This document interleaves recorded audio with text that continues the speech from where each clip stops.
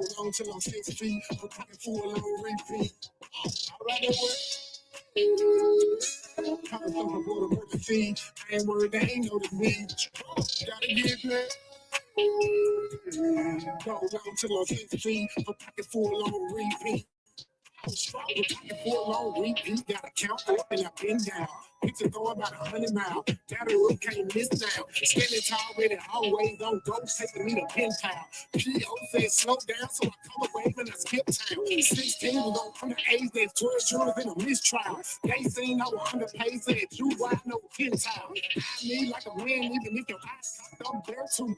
Touchdown like I had a 6 with a shimmy, nigga. That's a pump fool.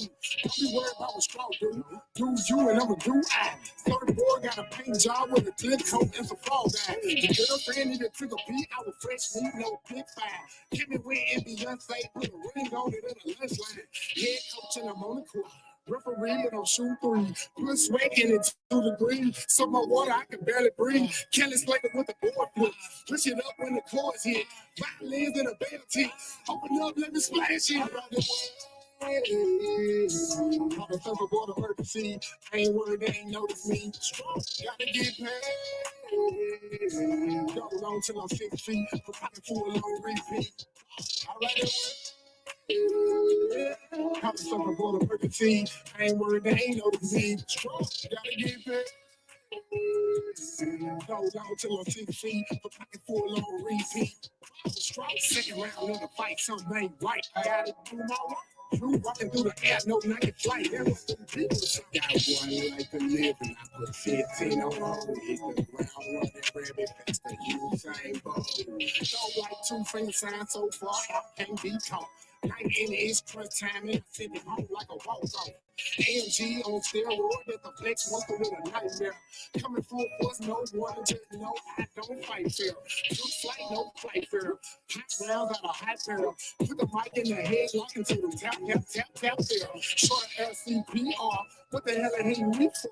Kick him to the water, get him up. Time for you a lifeguard. I'm a whole damn lifeguard. Been there for the wrist sharp. Might show me once hard, get skatebooks and I count car. Play my hand for the W. Time talk about who is who. They be on that who is who. I'm on the surfboard. I'm coming through. Strout. What's up? What's up? This is your boy, Mr. Know-It-All, and I'm here with Hood Talk, and we're going to talk about the hood for real today. And I'm here with my lovely co-host, Miss Bella, ready to get it started. Do it, ain't nothing to it. But before we get started, don't forget to subscribe to Marcus Honeysucker on YouTube, Mr. Know-It-All on Facebook, and if you want to send him some love, there is the information that's beginning to scroll across the bottom of the screen. But don't forget to like, share, and subscribe. It doesn't cost a thing. So we want to talk about what the heck is going on in Jackson, Mississippi. Are we trying to get the #1 spot in homicides? What you think? Is we trying to be #1? I don't even know. Seems like we trying to be #1 in America or something. Because I just don't understand. Why? Why? Right.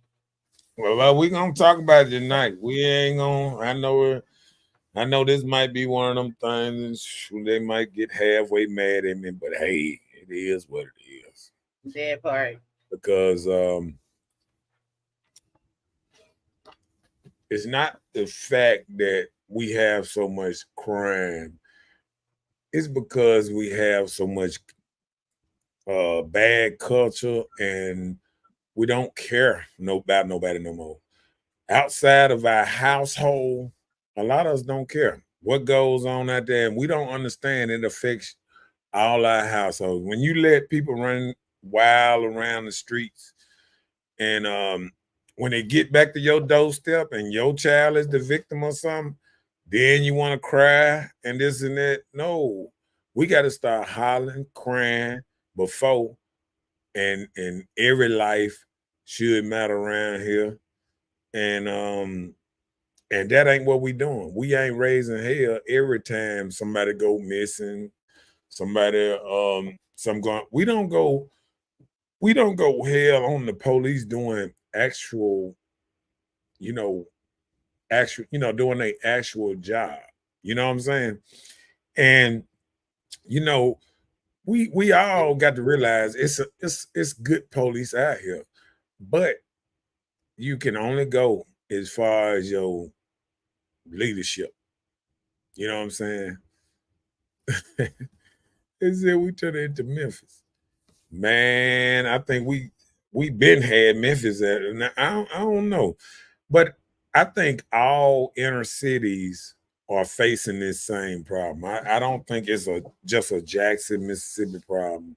I don't think it's just a Chicago problem. I don't think it's just I think this is an inner city because one thing we have stopped doing, we have stopped the culture of owning and teaching our kids how to get better, do better. I mean, we letting everybody do what they want.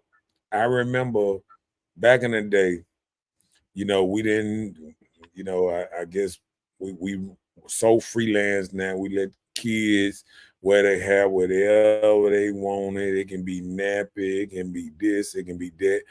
We used to make the kids dress a certain way for funerals, dress a certain way for Easter.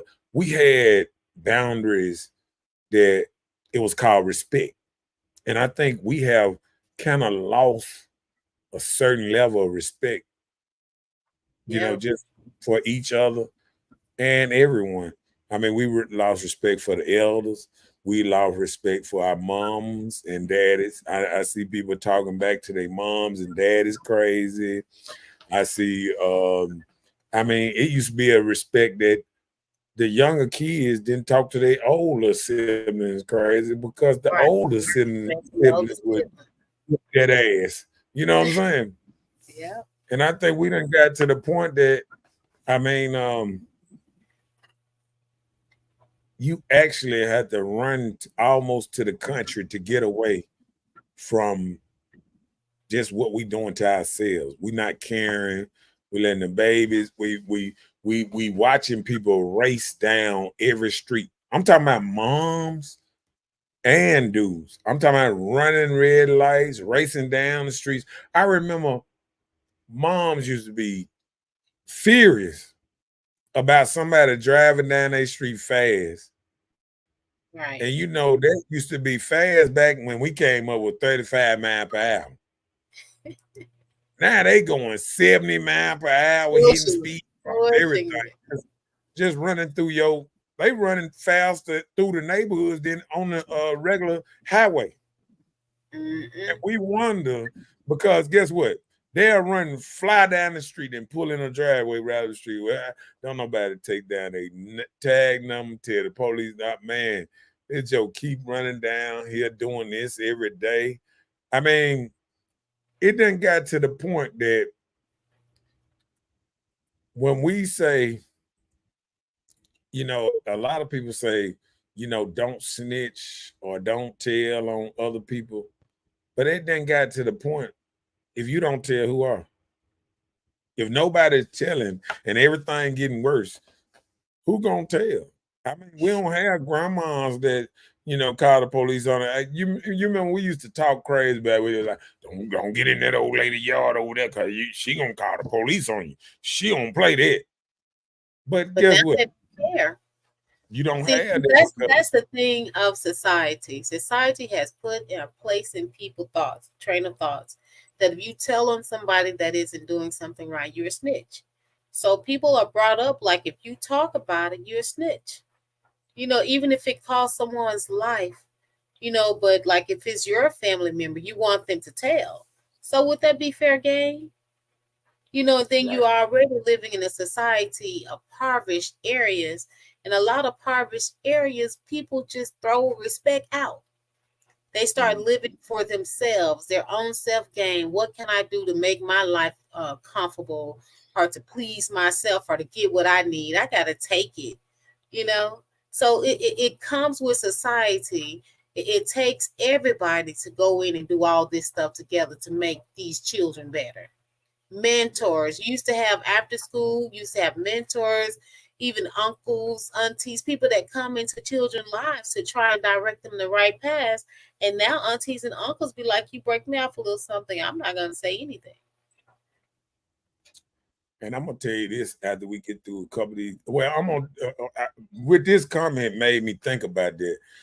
Shouts out to Patrice, the #1 DJ up there in Texas, Um, let me tell you something.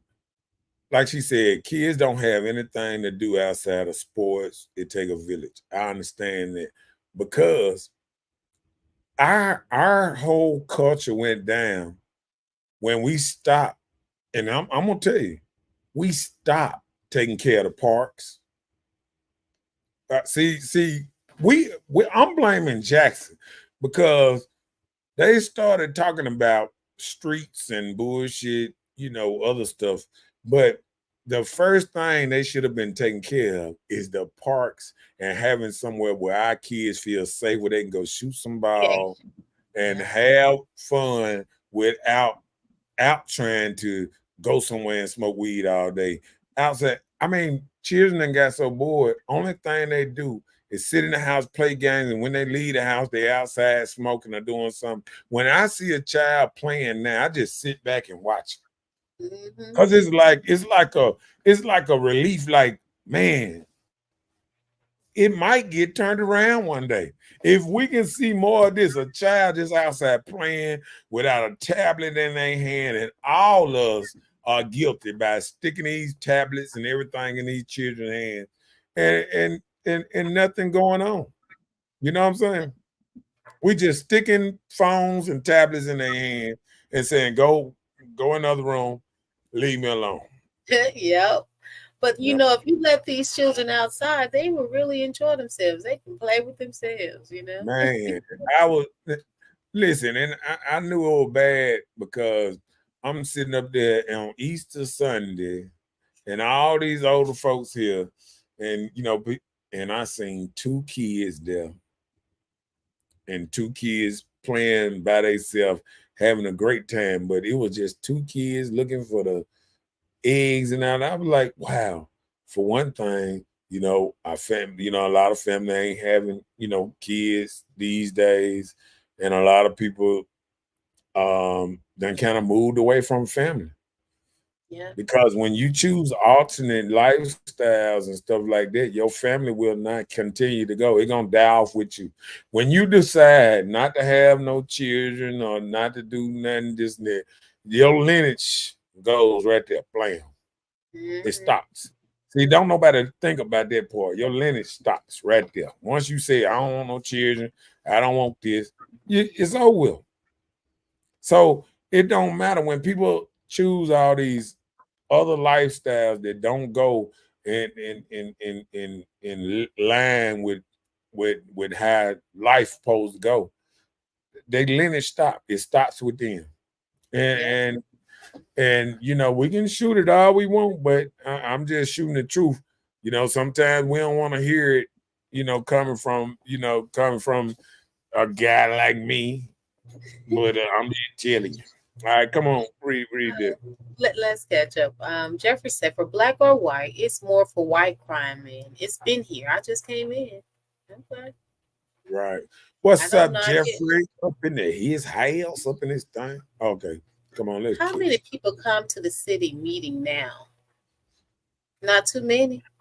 They just listen to what others have to say. They don't attend those things too much. Right. It probably the same older people. What it is no younger people that can actually make a difference.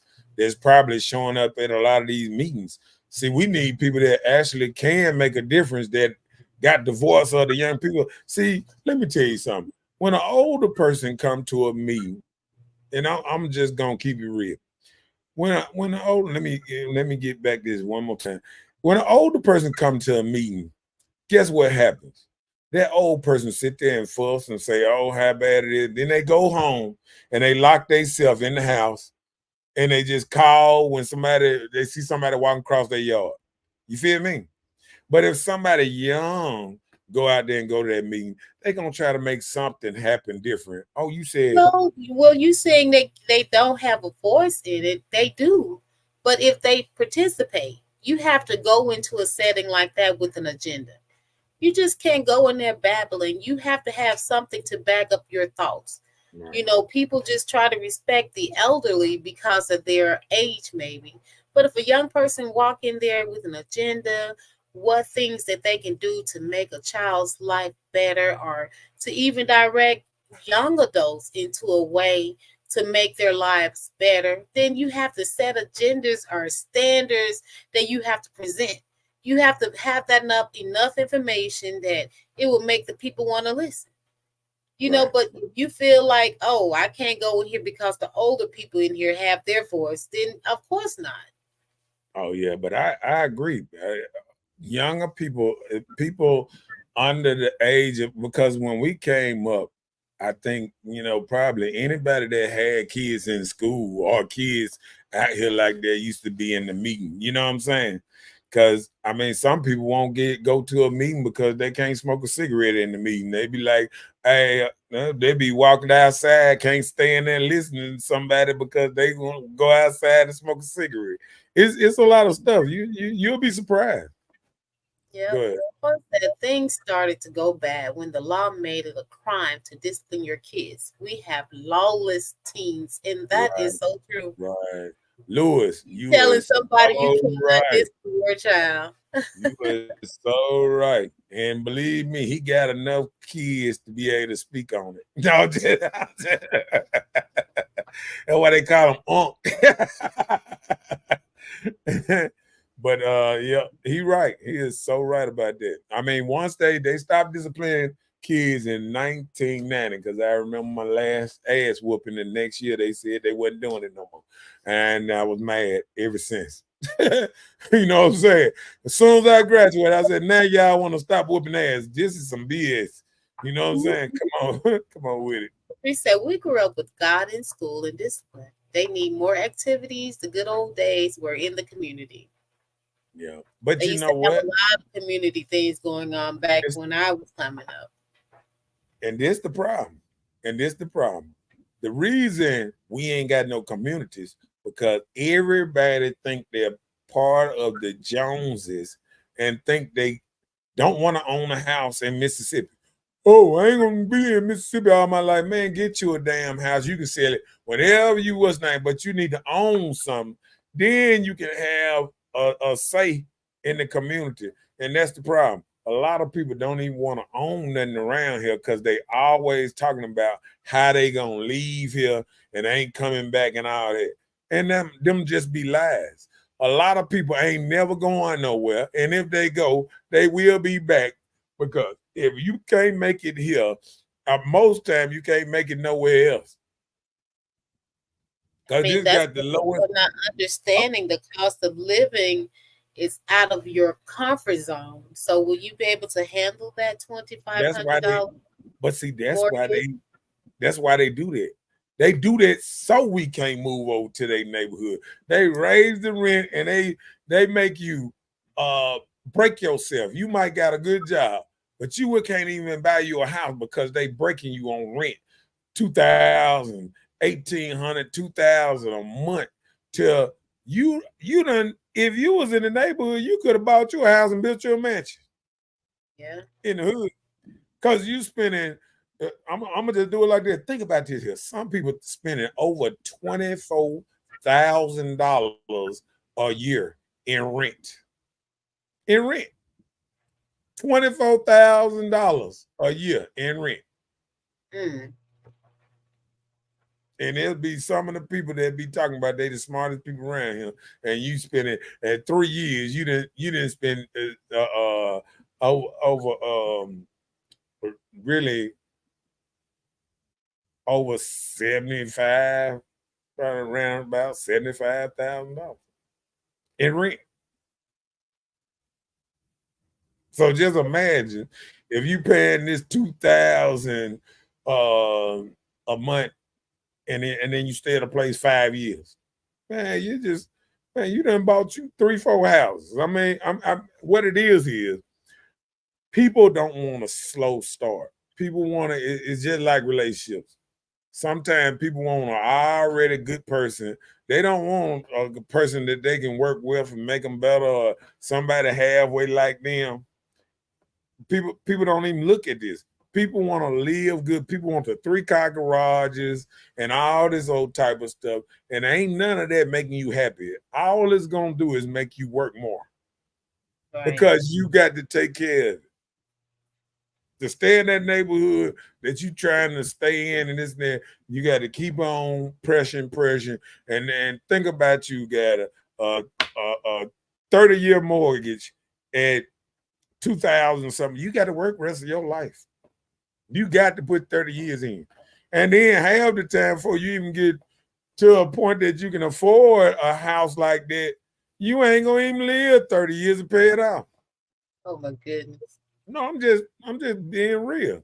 Most people don't start making real money, to maybe their late 30s. So just imagine, even if you started at 35 and you got a 30-year mortgage, I mean, 65 for you pay it off, and the average black man dies at 67. Good luck with them 2 extra years. Good luck. I'm just saying. We just got to look at it in a whole different way. Come on, Will. Jonah said the blame starts at home, and people these days don't want you to say anything to their kids. Disrespect is thought of as being the mom. Oh, that is so true. Like people are so high on this. Like me myself, when I see kids talking back to their mamas and stuff now, I just jump back. Because back in the day, they had to sit right there and beat you right there in the middle of the store. You ain't get away with stuff like that. You ain't get away with stuff like that. And it just it's so much disrespect. I tell people from though, as soon as your child come home in your house, ain't 18, 21, and they start rolling up and blowing or whatever or drinking in your house, it's time for you to put their ass out. I'm just saying.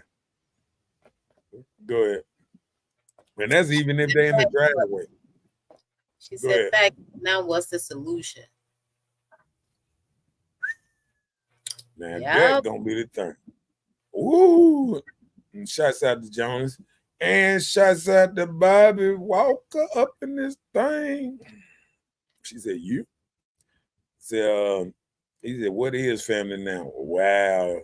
Now that's a question now, because guess what? Family used to be able to correct each other. Mm-hmm.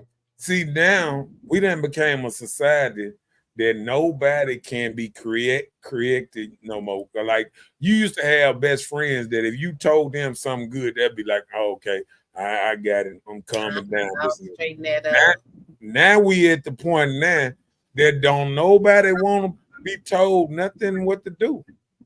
Mm-hmm. And how can you live in a society where nobody wants to be told nothing what to do? I mean, the kids don't even want you tell the kids stop. Hey, man, I ain't doing nothing. You know, the kids are we done been built in a rebel culture where everybody is against everybody. Yeah. And I don't see how that gonna work. Yeah. That's a good question. Okay. They have taken out the fun of being a kid. Yeah. I think the reason they did because everybody's in the house and ain't nobody coming out to really kids. The reason kids used to be able to bullying and all this stuff, it's like a pecking order. So you can't hide your kids away from bullying, because what you're gonna do is make that kid, when he really do get out there later on, he gonna be depressed. He gonna be thinking about suicidal thoughts and other kind of stuff because he can't handle being out here around other people. We got a lot of we creating a bunch of is that right? Introverts. Introverts, yeah. You know what I'm saying? They want to just stay in the house. They don't even like outside. I remember when you couldn't tear us. Yeah, yeah. If we stayed inside, that was crying. We were crying just to be in, being in the house. So you had to go in the house to get some water Man, because you man, have you to can't even. be You can't. They cry because you're trying to push them outside. That ain't never seen like this. It's hard. Because I of, don't want to go but out there. but they ain't got nothing to do though. You got people driving 100 miles per hour down your street. They can't play in the street because the jugger's driving 100 miles per hour. Then you might stay in the neighborhood. Everybody trying to push uh smoking a blunt on your children. So to keep your children from doing other stuff with other children, you got to keep them in on that type of stuff. It's so much negative stuff. I remember when kids used to be scared to smoke and do certain stuff in front of people. And I see kids getting off the bus, lighting up cigarettes like it's normal. Yeah. Getting off the bus. I'm like, where they do that at? You used to be disciplined when you do that and go to school and smell like smoke. They used to discipline you for that. Man, I ain't. But now, I bet you the teachers be high when they get to their first class. Okay. Uh-oh. You skipped one. No, I explained. Okay. Yeah. What is your mayor and the pastors doing? Well, the mayor can do as much as they allow him to do. They everything he tried to put forward, they block it. And I think because he's young, I think that's why they're doing that. But some things he have his directives be nice towards the community and the children. Yeah. He tried to go in there and clean house, but when he doesn't have no upper management to work with him, and you have the governor that's against you, but okay with you being in the position as long as you allow higher seniority operate your way of thinking. Then I see some pastors. There's a pastor of this church,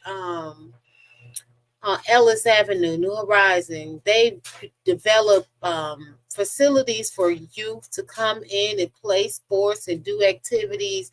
There are some pastors that I do see that reach out to try and bring forth strength for children on a positive level, give them business ideas and what they want to do for their future. I see it happening.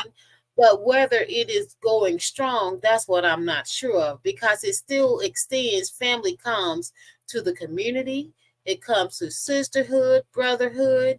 Usually you have the sororities out here or the fraternities going into the schools and to introduce these children to a way of leading them or directing them into their adult life on what they want to decide to do in life as far as education are working, but a lot of people are not able to do these things anymore.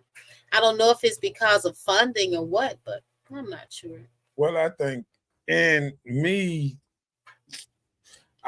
mayor is handcuffed because the city council really signed off on everything.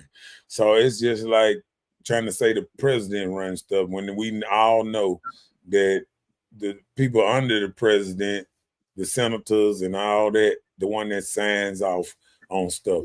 So we can point fingers at the mayor because sometimes you always say, oh, stuff rolled down from the top, but it's like anything. He has a boss too, Well, he got bosses. I mean, and what it is, you can try to push your agenda because you think it might feel a little better. Because let me tell you something. Everybody want to talk about somebody, but don't nobody want to do the same jobs. I've noticed that everybody will sit up there and say, "Oh, the mayor ain't shit. He ain't doing it." But then how many of y'all want to run for mayor? None of them. Because guess what? Once you run for something like that, everything you done did in life is getting pulled up and picked apart. Every woman you done dated, everything in your life is getting picked apart just for you trying to be in what's name. Just imagine what he going through right now. Just him, and they talking about his family. I done heard him talk about his haircut. I heard him talk about everything but the policies. Stuff he trying to pass. But guess what? Don't nobody ever talk about the whole city council that tell them nope on everything he tried to pass. They be like, nope, we ain't gonna do it. They up in the city council fighting each other because they can't get along. You know what I'm saying? We can't get nobody to get along. If you look all across America, you see males and you see this and you see them trying to put certain people in.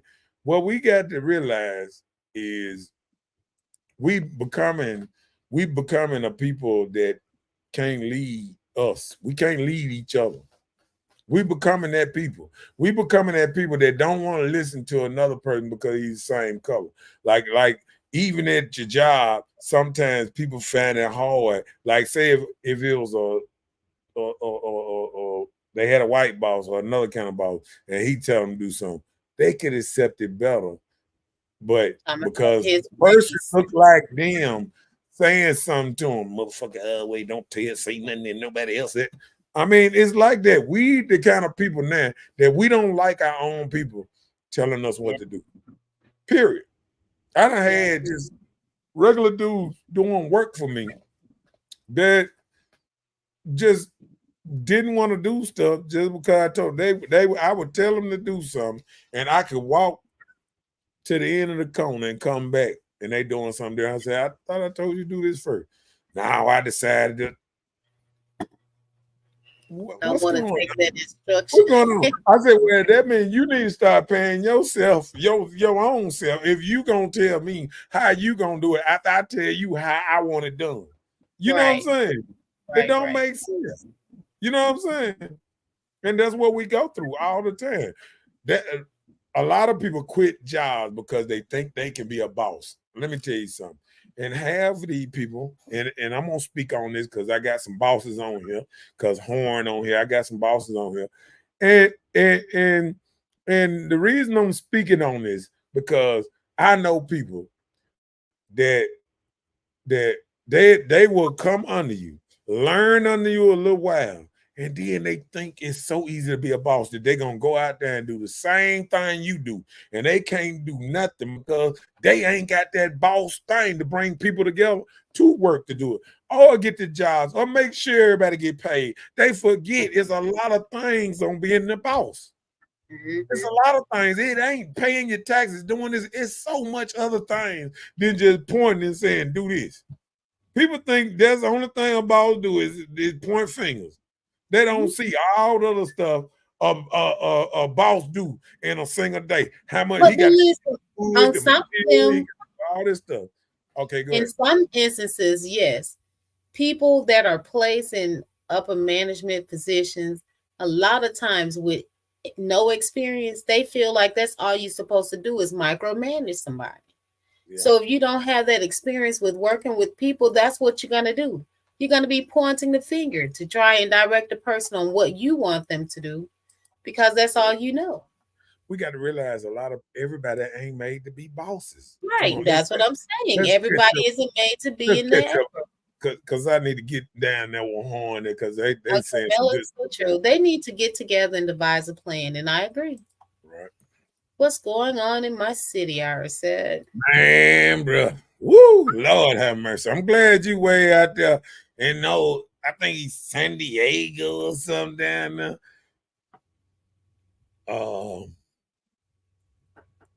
He said, I still get mine. My grandkids get it too. Okay. I'm telling you now. He said facts. Rent here is $1,600 plus on the low end. So that's even in the low area. Sad but true. But so true. Come on. The problem with the kids now is the parents are too busy being their friends. We did not get an option to be friends with our parents. And that is so true. That's the nail on the head. And shouts out to Melissa too, Miss Dukes. Okay. Let me see. All right, come on, we catching up. Schools don't teach you how to get a house or do taxes. That's right. You have to come from the outside source. Right.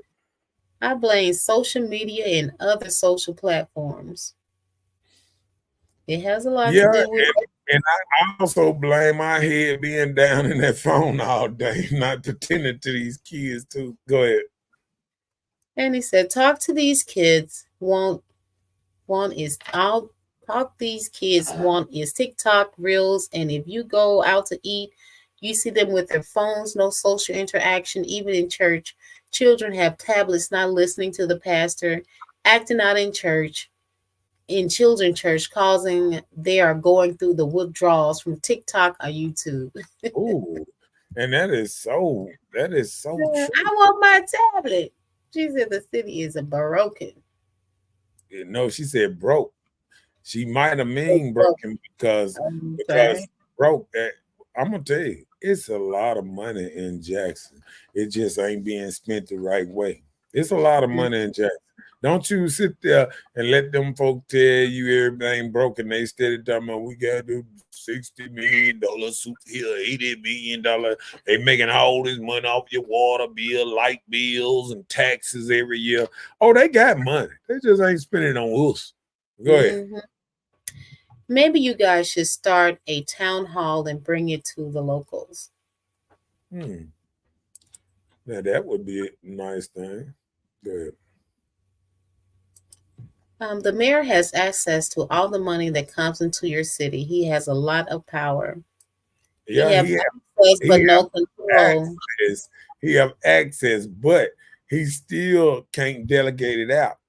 I mean, Yep. because he can say I wanted to go here, but the city council can vote it down and say no, we Uh-huh. don't want to go here. Look, And this each and city get appropriation from government fundings through the government, right? For the entire state of Mississippi. So each mayor has a certain amount of appropriation that they are given, right, as a city. And in Jackson being the capital, we should get more, right? So right. even if the city get the money, there are so many things that the board can't even come to an agreement on. To how can the city even make it if they're fighting on their level on making a simple decision on trash pickup? You know what say so does the mayor have other than presenting his ideas and trying to stand his ground? But if everyone's at war with him, he don't have any help. Oh, read that one. Oh, Cohen said they're racing on mega average with police protection. $30 million in repairs on that highway. People cry for 10 years about repairs. Then a church is at the takeoff line trying to church. Right outside the door is a city racetrack on the highway. Tell right, me about it. They don't right. have no, and then And they park in the church parking lot to film and hang out and chill. Like that's okay. and I've been Even while they're having church. and I've been filming and putting it up on there and telling this is sad. This was doing. It don't make no sense every Sunday that people going and I'm gonna tell you and and they can stop it if they wanted to. They could stop it if they wanted to. They're not trying to stop it because I sit up there and watch the same cars run up and down the street 10, 15 times doing U-turns and That's so going back sad. down the street and back up the street and back up the street and back down the street. And you know what gonna mess around and happen? They gon' they gonna mess around and they probably gonna have to just come to over there at Bam Shop and say, hey, sir, yeah, I understand that you don't control the airway, but a lot of these people the party is starting from your shop. Mm-hmm. And everybody know that it's starting from that shop, and everybody going up there and everybody getting on their motorcycles, four wheels, everything, and running up and down the street. Well, do you believe it's still a house on filled people? He Mm, said, "What? Say that I'm again." not. Maybe I kind of misunderstood it. Do you believe it's still a house on filled people? I'm not sure. What do you mean? Help me understand. I feel. I guess I was thinking he was saying about maybe house, house dudes, and field people. Like remember how you say a house nigga, Maybe. field nigga? Okay, Yeah, maybe he was saying it in that kind of way. Like but he Yeah, justify if that's what you're saying. Just let me know. Yeah. Yep. He said, I see it every single day. It's terrible. No, he They talking keep, about the people that's bosses that's call themselves being yeah, bosses. I understood that. I Okay, understood. go ahead.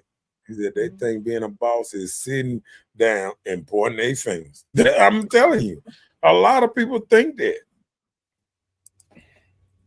Yeah. And that's what I was trying to tell them, like a boss is I mean, from the time you wake up, from the time you wake up, you thinking about not just yourself. See, when you're an employee or something like that, you just thinking about yourself. You feel Mm-hmm. me? But when you a boss, you sit up there because I put a post on Facebook the other day. How can you be a boss? And I hear a lot of women saying I'm a boss chick, I'm a boss bitch. How can you be a boss with no employees, with nobody under you? You know what I'm saying? Who are you the boss of? Yourself? Now see, that's when you make assumptions. That cause just I'm work for myself. I'm my own boss. You know what I'm saying? Mm-hmm. So okay, you can be a boss by just okay, I mow yards. I'm my own boss. But then Right. I look at it, you're a survivor, really. I mean, Right. you're a survivor. You can go out there because I was thinking today, like all the see, I guess because a boss is a thought pattern too. 'Cause I was thinking all the day, I was like, man, it's so many ways just for people can make money. I was like, if I was doing bad, I mean, I would just walk around with a hedge trimmer and just tell people how to trim your bushes for $20 or Mhm. whatever. I mean, it's Like the just little kids used to do back in the day, walk the street with a lawnmower. it's so much stuff, and it's so much stuff to becoming, becoming a person, elevating yourself to do better every day. And I don't think a lot of people do that. No. Well, Dominic, I don't think street racing will ever stop, but it got to be where it can be put somewhere where I mean they got so many tracks, they got the junkyard, they got all kind of tracks people can go streetways. To me, when I see people street racing up and down the street like that, it's like sometimes you cannot win on the real track. So you got to go down here and try to find because I seen little duty bugs and everything running out there. Yeah, just flying. Little two car. I mean, it, and and when people see them races now, they want to be seen. They trying to Mhm. do it where everybody can see them. See, real races back in the day when they had races, they used to go back off there on back Beasley Road, all out in the woods. Only people knew about the race is the people that was in the race and the people that came around it. You know what I'm saying? Yeah. And that's how you knew what a race was. They didn't race where everybody could just people just pay about, oh, what's going on? It's a race or something. No, they didn't do that. So I think and even back then when they did it in the woods all by themselves, police you run up on them and chase them down and get them. Why if you Mhm. doing it in the wide open, ain't no police running you down to catch you? It don't make sense. It's the opposite. You mean you hide and people run and chase you, but you wide open and people just let you go up and down that thing. I don't understand. I don't understand.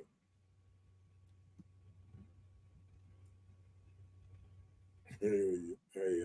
What's up, Moya? Up in his house? Miss Red. Let me see. She said, Dominique said this crime should be a focus, not street racing. I just don't get it. oh well, I guess what it is I'm just responding to comments. But I'm gonna tell you this: crime is all of it a build up. You know what I'm saying? Crime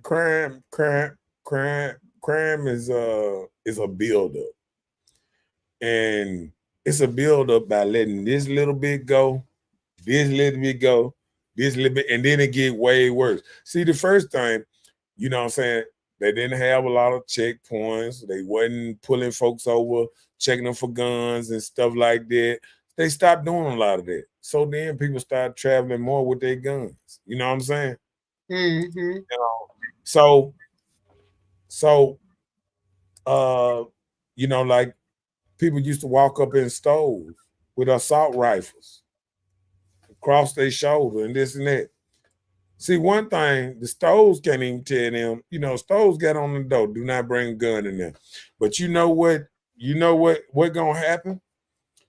Once they put that you don't even supposed to bring a gun up in the store, and you walk in the store with an assault rifle and they gun you down, and then you're gonna be like, he ain't never did nothing to nobody, and he had a gun for protection. Now, if yo people that I've been to war, if you running around with stuff I use in wartime, just running around and walking in the totem stores to buy some Black and Miles and a beer with assault rifles, and they tell you at the front door, no guns allowed, you put yourself in that predicament.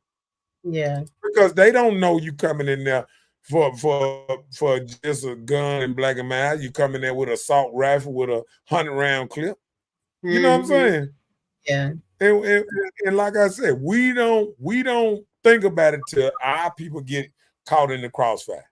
Because guess what? Just like that shootout, somebody just jumped out, and next thing you know, had a outside and spraying up the parking lot. And that can happen any store.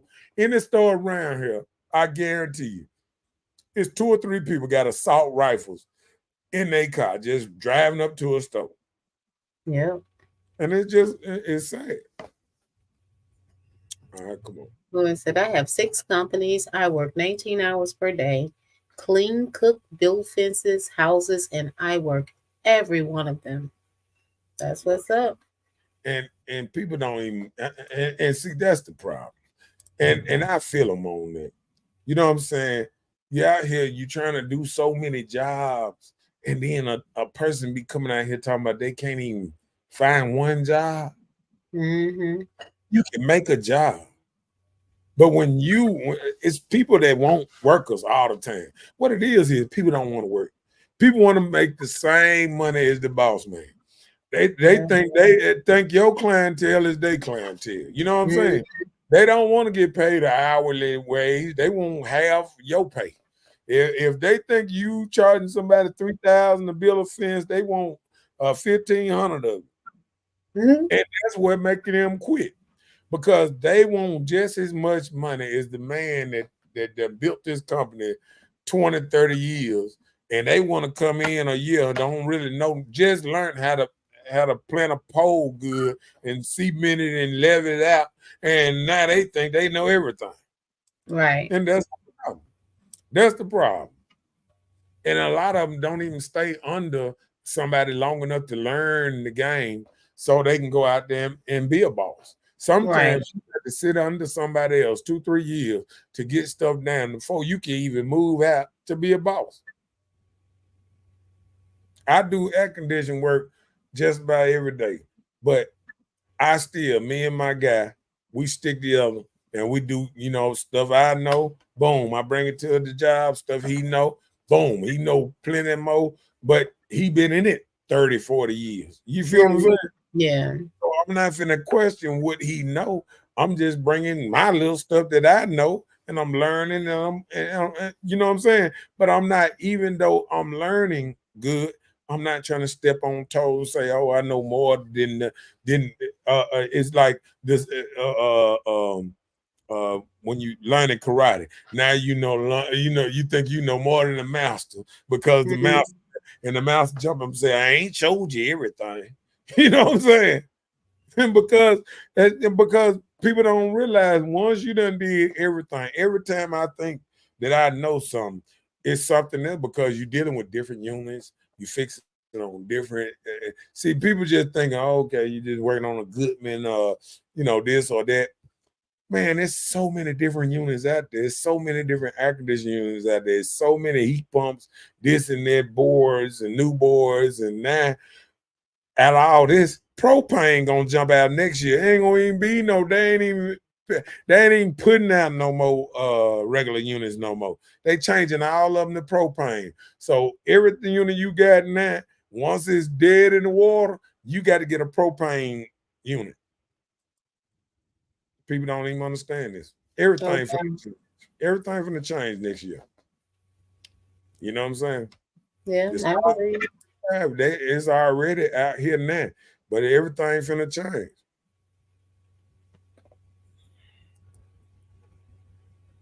This is the boss of your company. Yeah, I understand that. Let me see. She said somebody that doesn't want to work for somebody else. Everybody that doesn't want to work.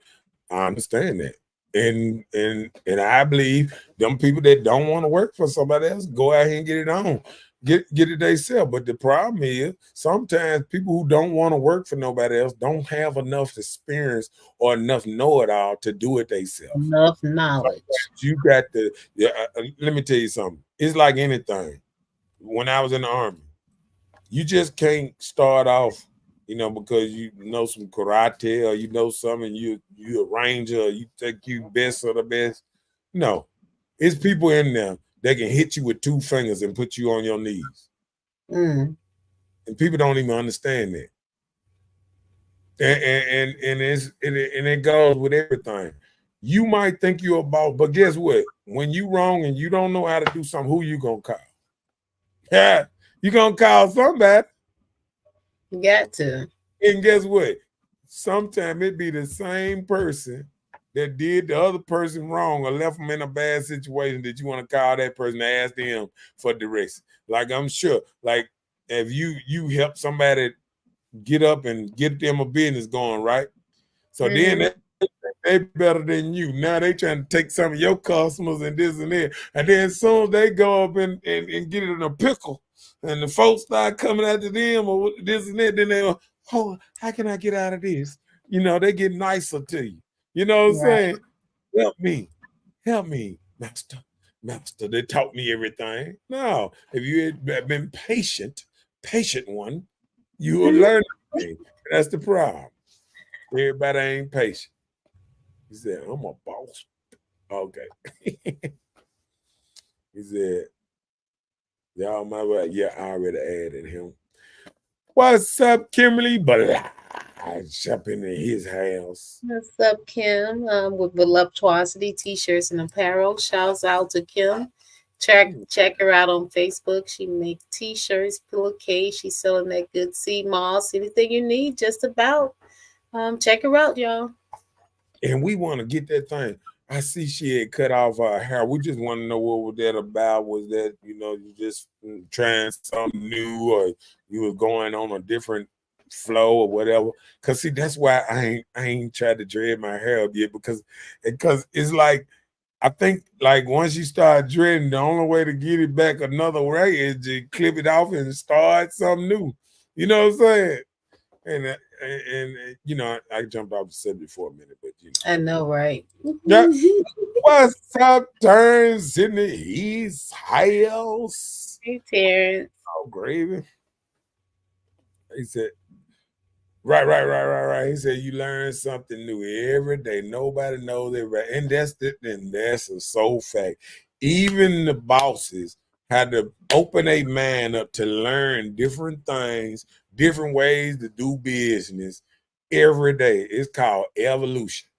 And if you don't evolve, if some people still stuck in the caveman days, how to do things. I remember I was telling my partner, I had some, I was trying to get him to get some nail guns, this and that. He was doing the roofing things, and he was doing some. I said, man, you need to buy this and buy that, and then you get that done quicker.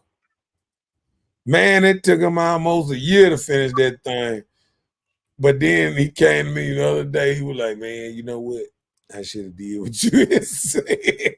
But because sometimes I be trying to say, I'm always trying to be ahead of the pack. You always want to try to do something lower cost, quicker.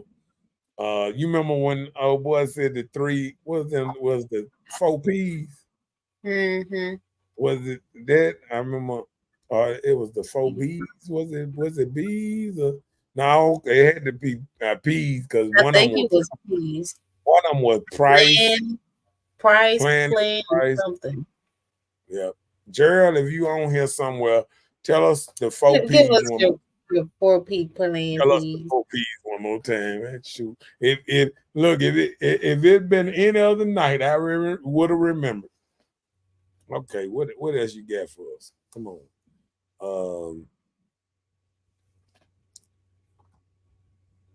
There's one more.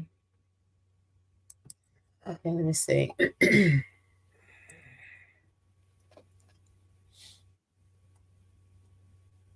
Hello, everyone. I would like to know what's really going on in Jackson. Goes on in Jackson. Okay. I think we trying to be the worst city in American history. Oh, okay, my bad. But it feels like every time I feel like we taking a couple of steps ahead, it seems like we keep taking a couple of steps back. You know what I'm Fall back saying? a little bit. I hear people all the time saying that, you got certain people looking out for certain people, this and that.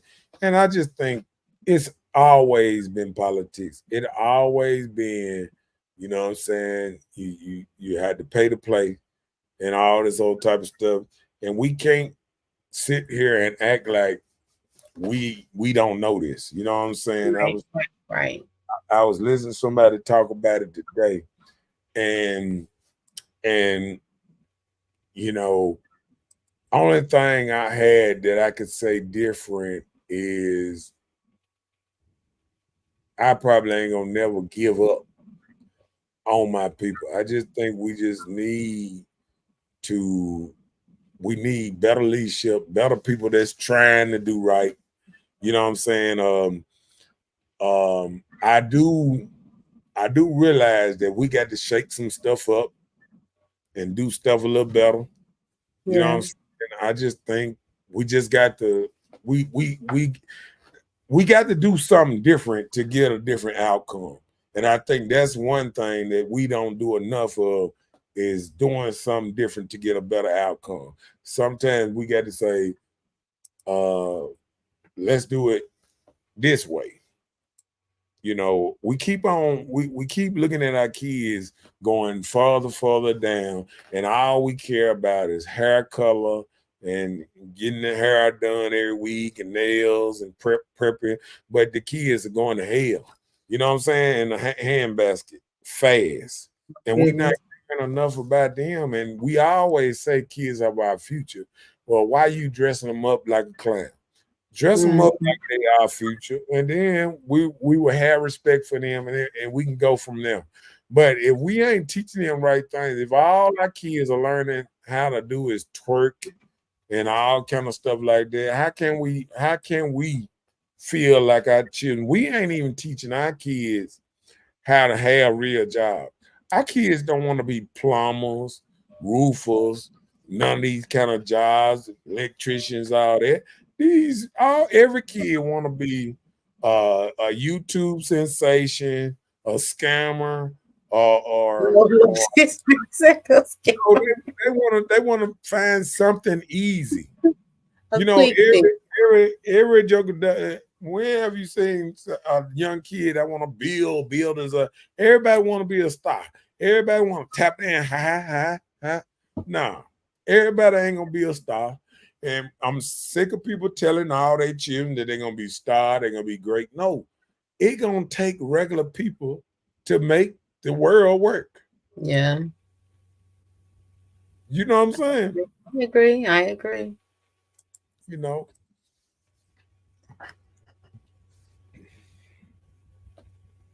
Okay. It's always been who you know and not what you know. Right. right. Yeah, And it always been like that, and you can't not change that because every time somebody get in office or somebody get somewhere, somebody gonna know some elbow to rub or something to get something to make something happen. That's what the parties and stuff was about. And it's the same thing when you look at them high society parties and this and that. And I just hate the same stuff that's going through with P. Diddy and stuff like that is all these people, they gave him the key to New York City some years ago. Yeah, Google that up and look up what year they gave P. Diddy the key to the city. And now, shoot, 4-5 later, they trying to burn him down with the city and everything else. I mean, and it's just something else that you can have everybody be your friend at one point of time, but when you in need, everybody turn their back on you, and it's life. And I tell people that all the time. Be careful who you call friends with all these people willing to turn their back on you ASAP. And I think that's that and was just spring. you said what? September 15th of 2023. September when they got the key to the city Uh-huh. last That was year. Last year. yeah. At the end of last summer. And now they burning them down, not even a year later. That's what I'm saying. The mayor and all these people sit up there and give them a key to the city and all that. And within months, we can't even say a year, within months, they having a fire sale on him. And you know, when I see stuff like that, you know, if he did a lot, you know, if he did things and this, I always heard he was a cool businessman. You know what I'm saying? But I've never heard nobody say that he did it force itself up on them or anything like that. Because let me tell you something, when people got money, when millionaires got money, people don't realize a lot of people that's talking this stuff. All why I remember when the rappers used to come through and this and that. We always heard about the women that was in your city that went to the back to the hotel with them and all that and did whatever that They they won because do they're superstars. because they superstars. What make Diddy any different? He had parties and people wanted to be close to him, and people would just about do whatever he say or whatever he asked for just to be close to him. That ain't listen.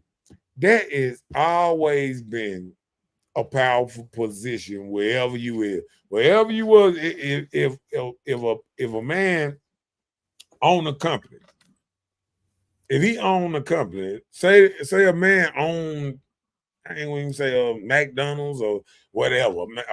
If he had owned 5 franchise of McDonald's around here, people gonna talk to him different. People gonna act different towards him. People gonna be nice to him because they want to be close to them to try to get under him to either get a job or get higher up or whatever. You know what I'm saying? Yeah. There's no difference. And because that you might have was trying to do something, you might have didn't have talent to do. You might have been trying to be a rapper, and you realize you ain't had no talent or anything, and you end up doing other stuff trying to make up for it. You can't not blame no person like that. You know what I'm saying? So I just think it's just we got to look outside the business part because I think because Mace and all them people that worked under him. They didn't say that P. Diddy hit on them or rubbed them or did anything wrong to them. You ain't got people that's coming out saying that. You know what I'm saying? You got people just girlfriends. And what's the name? And then some dude came out and said he got a videotape of him clapping Meek Mills. I mean, there's so much BS out there. You know what I'm saying? Yeah. But we're gonna get back on subject. Come on with it. So where does Mississippi rank in violent crimes in United States? What just if you just gave a guesstimation, what will be your guess? What we rank it in violent Uh-huh. crime Uh-huh. in the whole United States. United States, third. I Oh say wow. in violent, third. Okay, well we rank number 7 Well, according to is that statistics. crime? Is this overall crime? Because that might be overall crime, It's just violent. violent crime. Okay. Hmm. But shoot, being such a small city, that's still up there. Yeah. Yeah. Because people be acting like they don't know it's some other stuff that we rank that people don't know about. That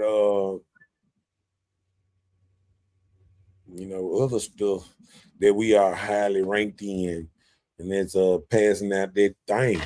Okay. The hot potato cake. That hot potato cake, we rank high over there too.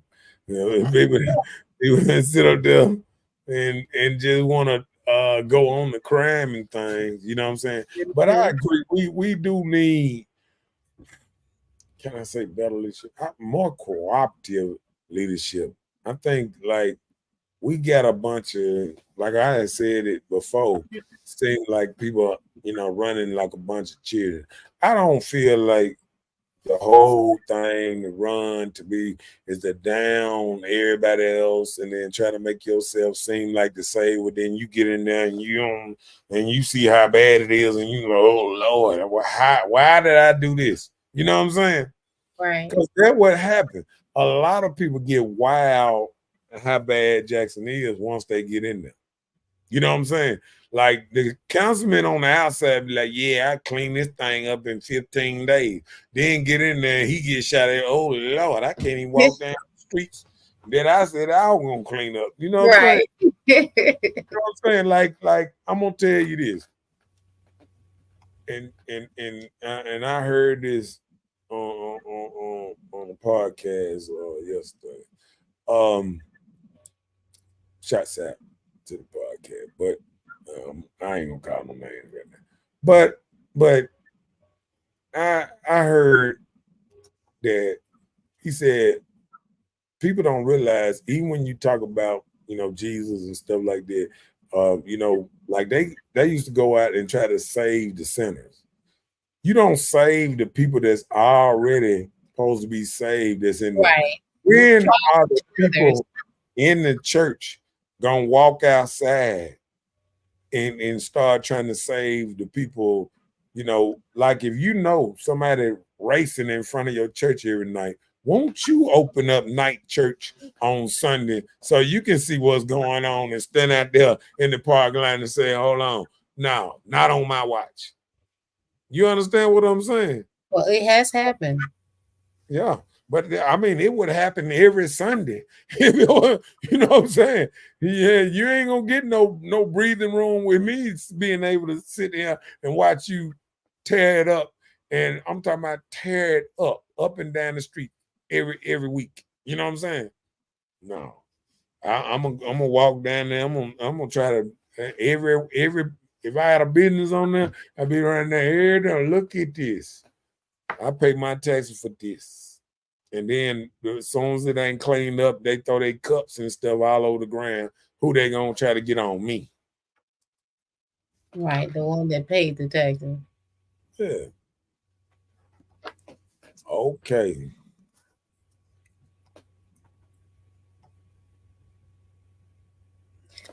So, what are the most dangerous neighborhoods in Jackson, Mississippi? Well, we're gonna show one. We got a clip. Run that clip. Because we're gonna show one of them. I mean,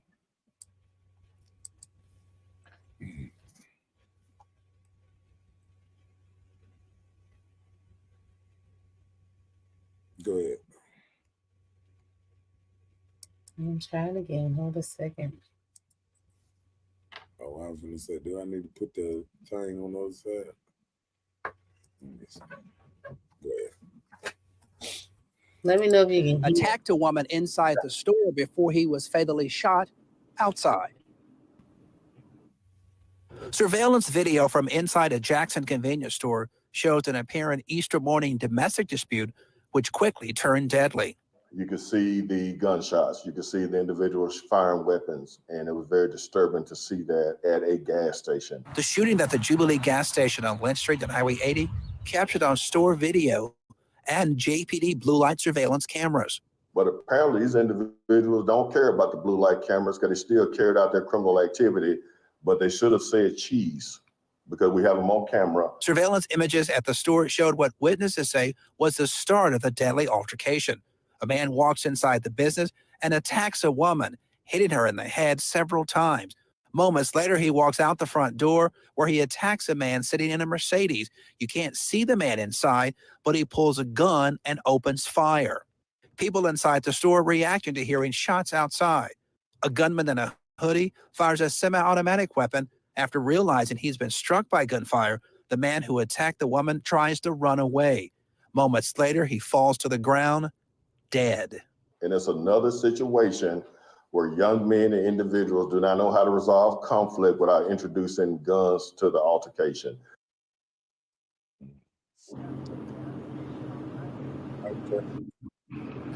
And police tell us 3 other people. And we just, it's just something else that we not understanding, that it's just getting super bad out here, where, you know, we don't really know how to deal with this type of stuff no more, how we used to know how to deal with it.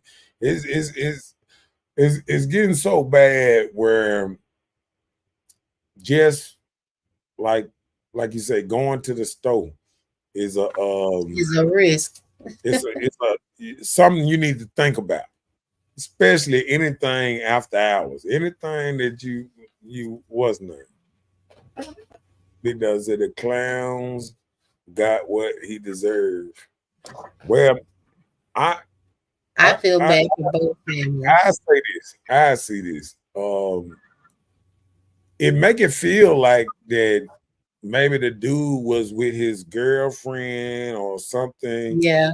Because he seemed like he seen his girlfriend in the store, or maybe seen her walk in the store, or got on her, and then seen the but like I said, you can't run to nobody. I tell everybody, if you go and you start putting your hands on people, girl, boy, whatever, especially in their own space, you gonna get it. You gonna get it. Because Jackson ain't playing like that no more. Right. And you can't walk up to somebody's car and assault them and think it's okay. You said it's so sad. I'm getting gas in Pearl. Well, I've been getting gas in Pearl and Madison. It's just because it's cheaper. But but I mean, I'm just glad I always go to one of them shells or something most of the time, and just try to stay out the way. Yeah. That's terrible. Oh, yeah, they said that was the next. He said, what? He said, what the fuck you putting your paws into a pause on anybody for? Yep, you right. I mean, he is so right. Because I tell people, it really looked like self-defense if he went to this person. Oh, no. It was self-defense. Once you reach in my car. I'm not an attorney, but I'm just saying it looks that way to me. Let me tell you something. If you reach in my car, you're going to get the same thing, baby. You're going to get put, you're going to get out that car as quick as you got in that thing. You know what I'm saying? You know what I'm saying? He said, let the Lord separate them. I'm telling you now. He said that was his nephew. Okay. And he said, I hope it wasn't the victim. Was it the victim or what? Yeah. It was all day self. Okay, yeah. Oh, that was his nephew that was being assaulted. Yeah. But I mean, like I said, like I'm gonna tell you, I'm gonna tell you, and this started a long time ago. I remember when I was in a club and a girl was beside me smoking a black and mild, and I just said, "Oh, I see you done started smoking black and mild," because I had never seen her smoke black and miles before, right? Mm-hmm. So she was like, "Yeah, that's all I see." All of a sudden, a dude came up and said, "Yeah, that's my girl you talked to." I'm like, "My bad, player. I ain't no player." I said, "Man, see, this that shit right there." You know what I'm saying? This that shit right there that get the dudes. Cause let me tell you something. Cause a lot of these dudes ain't got a player bone in their body. They gonna die trying to be Captain Save One. Cause let me tell you Say something. what? Say it out your mouth. Let me hear you. If You better. somebody listen, if somebody ain't putting their hands on your girl or touching them in a wrongful kind of way or whatever, you should let your girl handle that. And the only way your girl should need your help if she feels threatened or a joker touching on her or trying to block her or something like that. You be like, "Hey man, that my girl, whoop de whoop." But all that other talk it shouldn't even be said. You know what I'm saying? Kim said I cut my hair due to me having hot flashes. They're out of hand. Oh Lord. Nah, I Yeah, definitely wouldn't. Lord I have definitely mercy. wasn't expecting that one.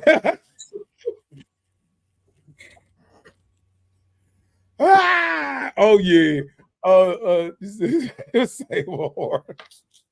Hey, look, just like you said, oh tender dick ass niggas. I know what he mean. What up, Terry up in his house? What's up, Terry?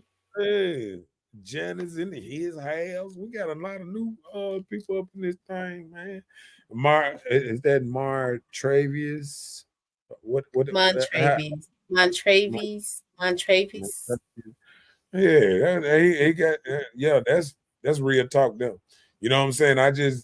Because we got to be able to tell the truth about what's going on right here around here, because if you don't, then we'll be subject to the same thing. You know what I'm saying? Yep.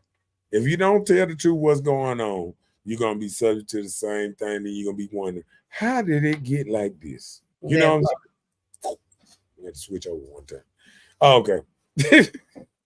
But I'm just saying, like, we got to realize that it got to be, it got to be. We got to start telling the truth. We got to be not scared to tell the truth and let people know that we sick of it.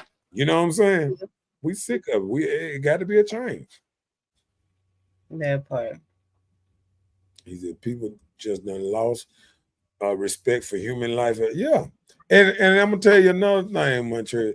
People done lost respect for themselves, because I remember back in the day, men wouldn't crash out dummies just for a woman doing them wrong or cheating on them. See, that's being a crash dummy. You know what I'm saying? When you running out here, and let me tell you something, when you dead and gone, when you locked up doing 20 years, what you think this woman gonna be doing? She gonna be on the next man, moving on, talking about I'm moving on with my life. Terrier doing 20 years. I can't wait on him. That's what gonna happen, player. So when Mm. you go out, you be a crash dummy, and then you wake up one day, uh, uh, 4, 5 years in your sentence, and she done stop writing you. She got a whole nother child and all this stuff.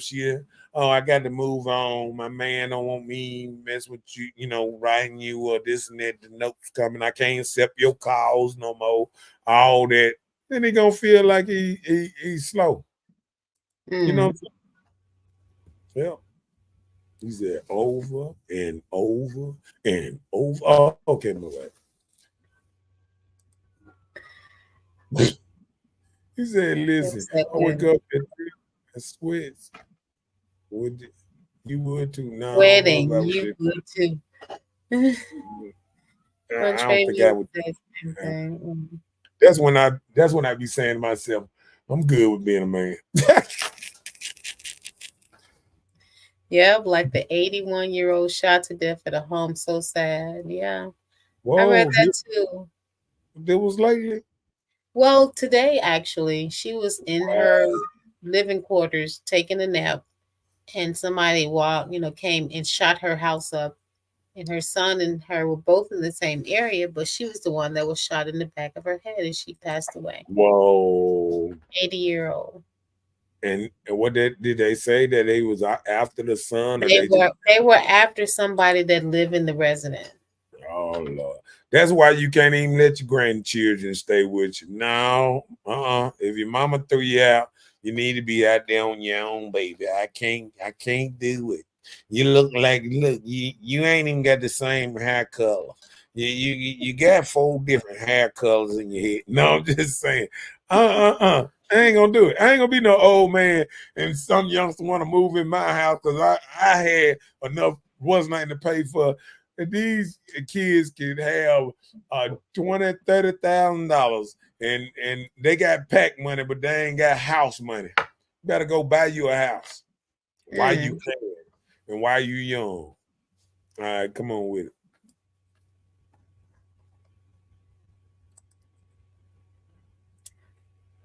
I feel sorry for their loss, but if it was the other way around, they would not tell the truth. That part.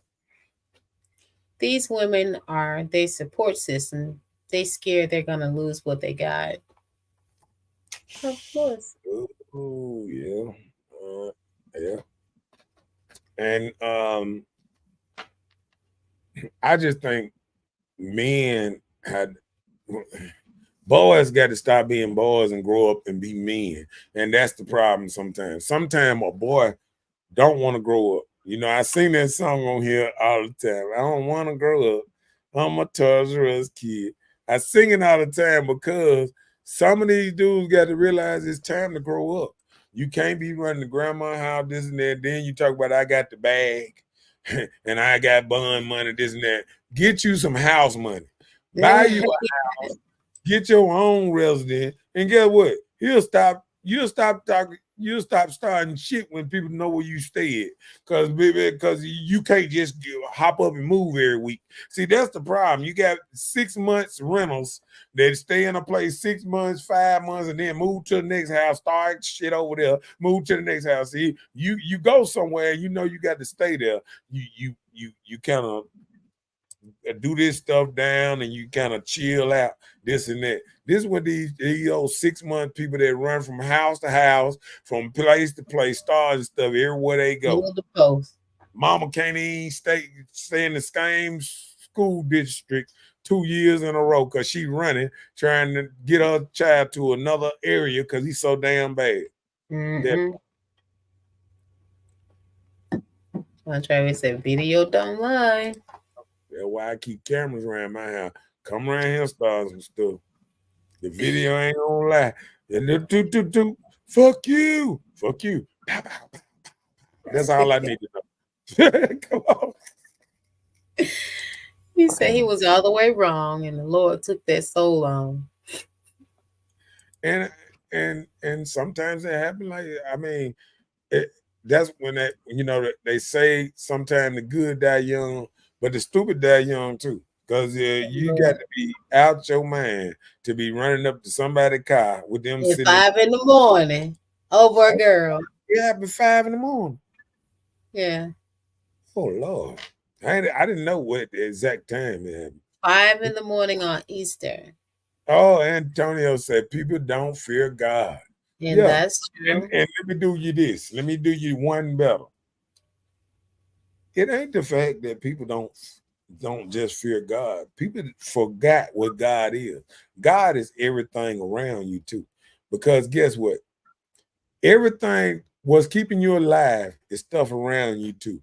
Okay, from a spider not biting you, from a snake not biting you, from a car accident not hitting you, from an 18-wheeler not running, from a plane crash not coming down on you.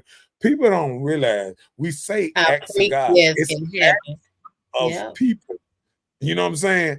And what I tell people all the time, if you think that God can protect you, go out there in the most dangerous neighborhood and wear the wrong colors and tell them, fuck you, and you'll realize how God's wrath is.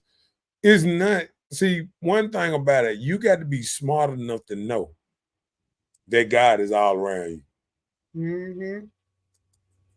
You know what I'm saying? And you got to be smart enough to know how to move in the right kind of way and this and that so you won't get tested. I agree. She said Uh-oh, listen. today a drive-by. Yeah, that's what we were talking about. That's what happened at the 80-year-old lady's house.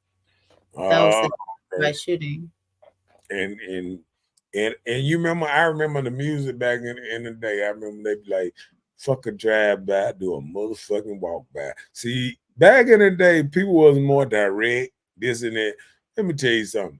Half times, you know, folks doing drive-bys because they too much scared. Because even when you looked at Ice Cube doing the drive-by on Boys in the Hood, he got out the car and went up and shot all of them, make sure they were dead. See, there was a drive-by. He knew exactly where they was, and he knew what they was name. He said, "Now stop running to grandma's house when Y'all out y'all here got." leaving. And that's just That's so. and that's Well, what let me tell happened. you this. Let me tell you this. Stop running to anybody's house. If it beef, have your own place and stop trying to run somewhere else. Have your own house. Hold up for that stuff you talking about. Have your gun in your house and tell them, hey, come on. I stay at such and such. Bring it on. Joker, I ain't running. Do that. Go out like Jesse James, somebody. Don't go out here and put your family, like the worst thing I done seen people do is to start stuff and then knowing that you stay with your mama or this and that. Right. They have no inkling or understanding what you're dealing with. And people know where you stay at and you ain't care. What's up, handsome in his house? He said, Grandmas be afraid of these kids nowadays, and that's so true. Well, that's why they shouldn't be at their house. I'd be like, baby, let me tell you something, baby. If I'm looking at you, you look like the devil. You can't stay here. You got to go. No, the grandma's house ain't for you. Go back to your mama's house or your daddy's house or something. But no, you can't stay here. See, my grandma's too nice. Too nice. Absolutely. I'm thankful y'all be telling the truth. Yeah, I ain't got no. It's to me. I got to tell the truth because I mean the truth as I see it. And I can't say I'm actually telling the truth about anything. I just go on what I see, what I know, and I sum it up the best way I can. Anybody can take it how they want to. One thing about it, I am not finna say that I am the absolute truth on this, that. I just try to give out the best information I can. I mean, but seeing something like that, you can clearly see the problem or the issue or who was at fault, you know, even without just being put in that situation. It just wasn't cool. Right. Because he wanted to whoop everybody. He first went at her, and then he was like, I'm going to whoop that dude too. But he wasn't that bad, though, because he didn't know, you know, if people out knowing if they creeping with you or whatever, they going to protect them. Oh, yeah, you got to read this one out loud. This one got to. You gotta say, grow all the way up, buy some land. Yep. Get your tail. Let me tell you something. I used to always tell people, if you're gonna be bad, you need to do what all the bad folks did back in the day. When folk were bad, you either were bad enough to say I can go anywhere I want to go, or you be smart enough to say I ain't going to the clubs no more. I ain't going here no more. No, I'm just saying, it's just on both sides. You know what I'm saying? You either got to be the bad joker that say, I'm going wherever I want to go. You know what I'm saying? Fuck everybody. Or you be the person saying, I done had bad experience here. I don't go there no more. I can't Right. do it because I always get into it. I'm not a people person. A lot of people know they're not people person and shouldn't even be in a club from the get-go. Some people in the club madder than they was when they was at the house. Just looking around. Why that nigga looking at me? He probably looking at the girl on the other side, but you don't care. You know what I'm saying? You just caught his eyes in your direction. Right. And you just see him looking at you like, why would he look at you? That part. Yeah, buy some land. Should have been asleep. He was out looking for her. God is love. God is love. And let me see. Oh yeah, we got to get down the house. Go ahead.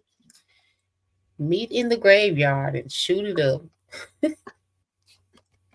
Look, then you ain't got a far to go. Right. Man, I almost commented on that, but I'm on. Okay. Right. Hey, don't tell what you have to say. He said, this may be a subject for a different day, but I'm just wondering, have these parents even thought about investing insurance policy for these kids? Or are we going to continue relying on the GoFundMe and maybe a fish fry to bury these kids? And that's what it's going to take. And then just think the life insurance, it used to be at a decent rate in Mississippi, but the cost of life insurance now is so expensive to where people in impoverished areas probably can't afford to pay something like that. Yeah. He right. He right. It done got to the point that I think he exactly right. A lot of these people that's claiming they down and all that, sometimes a lot of these people ain't got enough money to bury their people. Yeah. You know what I'm saying? Like a lot of people ain't got enough money to bury their people, and they sitting up here talking about, getting into it with people. You ain't. It's like this here. A lot of people ain't got a pot to piss in, and then they making their family even worse by sitting up here going through hell just trying to bury them. People going out here starting stuff, shootouts. They done bought them a little gun, and they don't care nothing about nothing else. And people just got to be different. You know what I'm saying? Yeah. It got to be a difference. The cremation. Yeah, that's what's happening. They have it on their fireplace. Because the cremation about $1,200 to $2,500 now. Yeah, something like that. It's very how much expensive. The vase costs $1,000. Okay, what'd you say? Go ahead. I said it's very inexpensive. I know it's cheaper than coming up with at least $15 to bury the person. They got money to pay their rent or even buy groceries, but they out here buying guns and trying to shoot at people. Need to extended rifles, extended piece or clips, and ARs. It's wow. Yeah, not the fireplace. but I'm just saying, like, we got to they sitting these kids on the fireplace. We got to realize that it's bad. It's bad. I mean, it's bad out here, and just like you said, it's so sad. It's so sad because it's just that bad out here, and it don't matter how much we talk about it, this and that. I mean, it's not getting better. Yeah. You know what I'm saying? Anytime we sit up here and we think it's getting better, I say some of us happy because the police just started doing their job. You know what I'm saying? Yeah. And that cremation is not a bad idea, but that could run you at least $1,000. Yeah, and And let me tell you something. Most of these kids don't.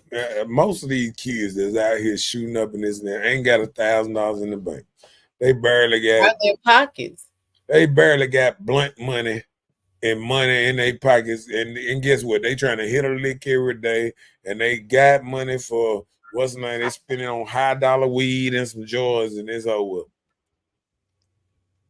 Sad, but it's And so. it's sad. And it's sad. Shoot, bullets so high. I only shoot. I made sure I only can shoot 16 bullets a year. Oh, Wait a minute. Janice is crazy. She said, "Pull their ass in some of these potholes. They'll be useful." I man. know on Woodrow Wilson they have the worst potholes. See, in now the world. now we being bad down now. We being bad.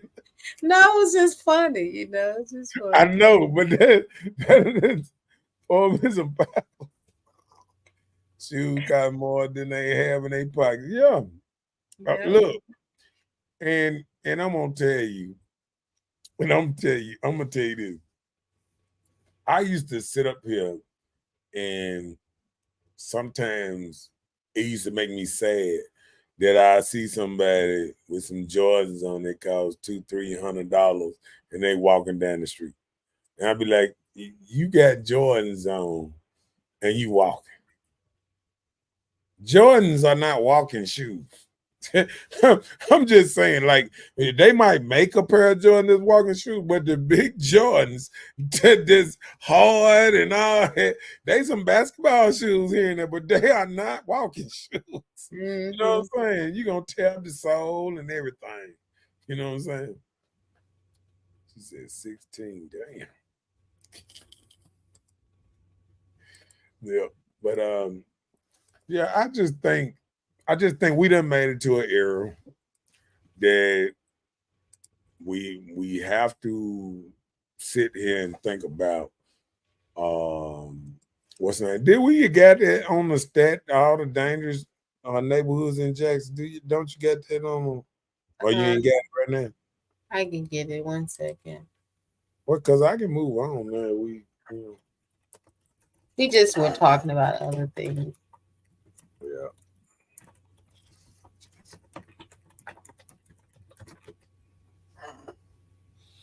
When was this shooting in the park?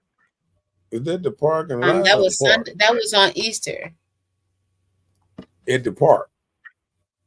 Yeah, that was where the young lady that was shooting, she shot four people, including herself. Hold on, why she killed herself, or she just made a mistake? Nobody was killed. They were just injured people. Oh Lord. She can't shoot the gun. I don't even know what to say. Shoot the gun at it, man. She couldn't do it. She said feet hurting. That's why they be mad when they get to the club.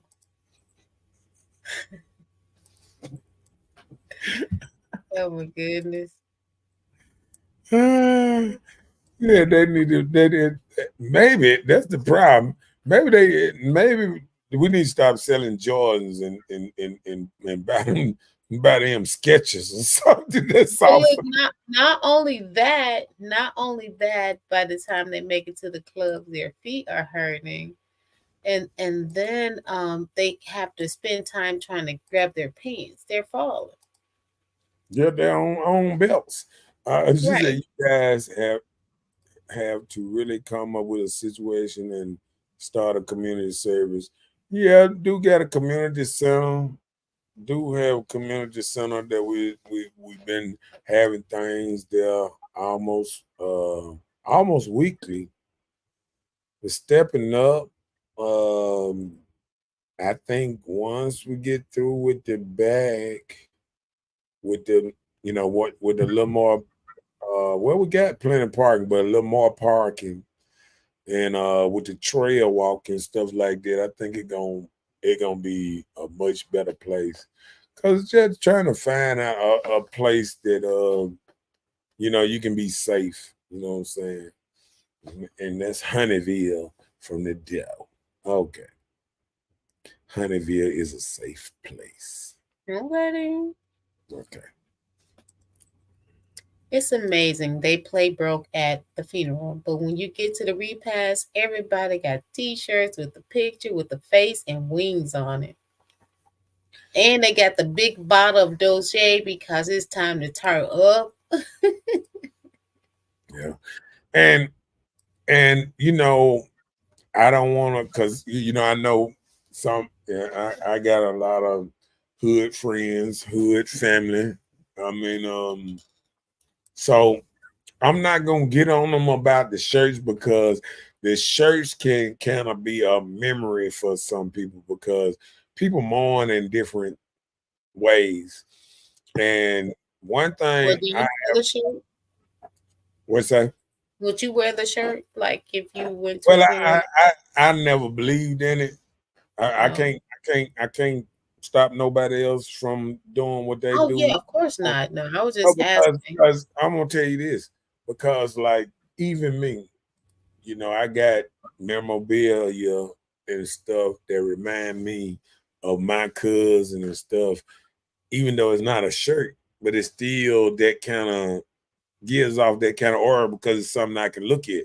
See, Yeah. some people that look at their shirt, they looking at, you know, this is my people. And I ain't had no brother and sister die. So I can't imagine what somebody else going through when they have a person that's very close to them get, you know, shot, and they want to kind of carry them around and don't want their memory to fade. You know what I'm saying? Yeah. You know, they want to say this is my people, you know. So I'm not gonna do that, but I understand what he's saying about the Ducier and all that kind of stuff, because people do, but you know, just a regular how people, you know, do certain things. I can't blame them on that one. Yeah, you can't. You Yeah, can't. If you hadn't been in that situation. right. So I guess Sunday about The park shooting, the park shooting. the birthday party thing. Let's see. Use your platform to bring the mayor in and others in the community. That's no problem. Want Well, to make I'm it gonna happy, Captain? Now we I'm need gonna, to have Kenny Stokes on. Raw head bastard.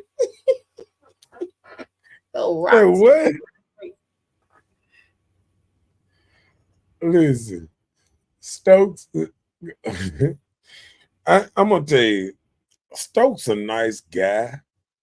Very nice. Yeah, I think the problem is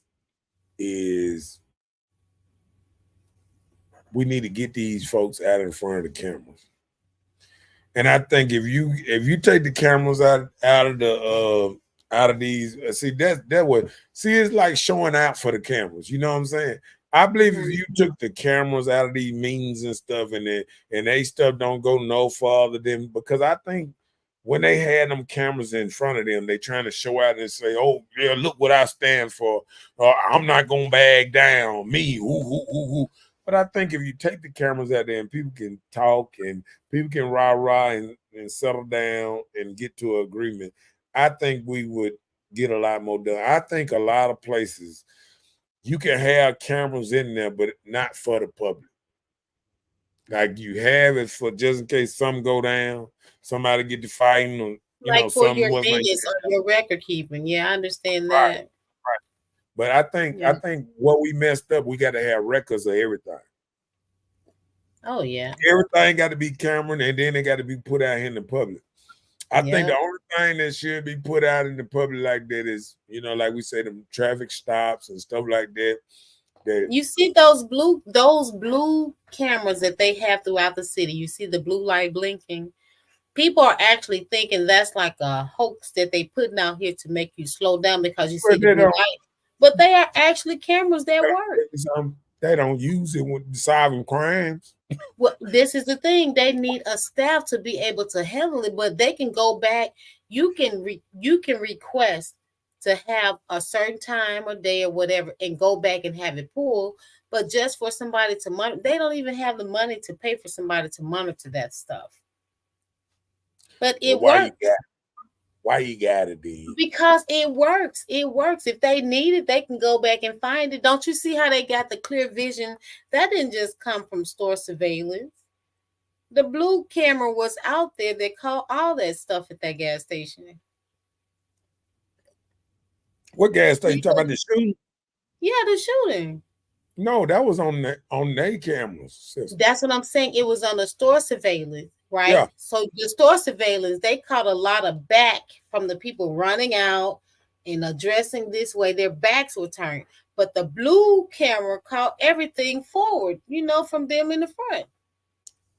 I didn't see the blue camera part. Right, you didn't, but it worked. It works. They didn't even show the blue camera. Why would you show the blue camera? Then you hear they made him an arrest. Oh, he said. The chief said it. He said they ignored the fact that he said it in the thing. He said they. Can I tell you? No, I'm just gonna say that you can.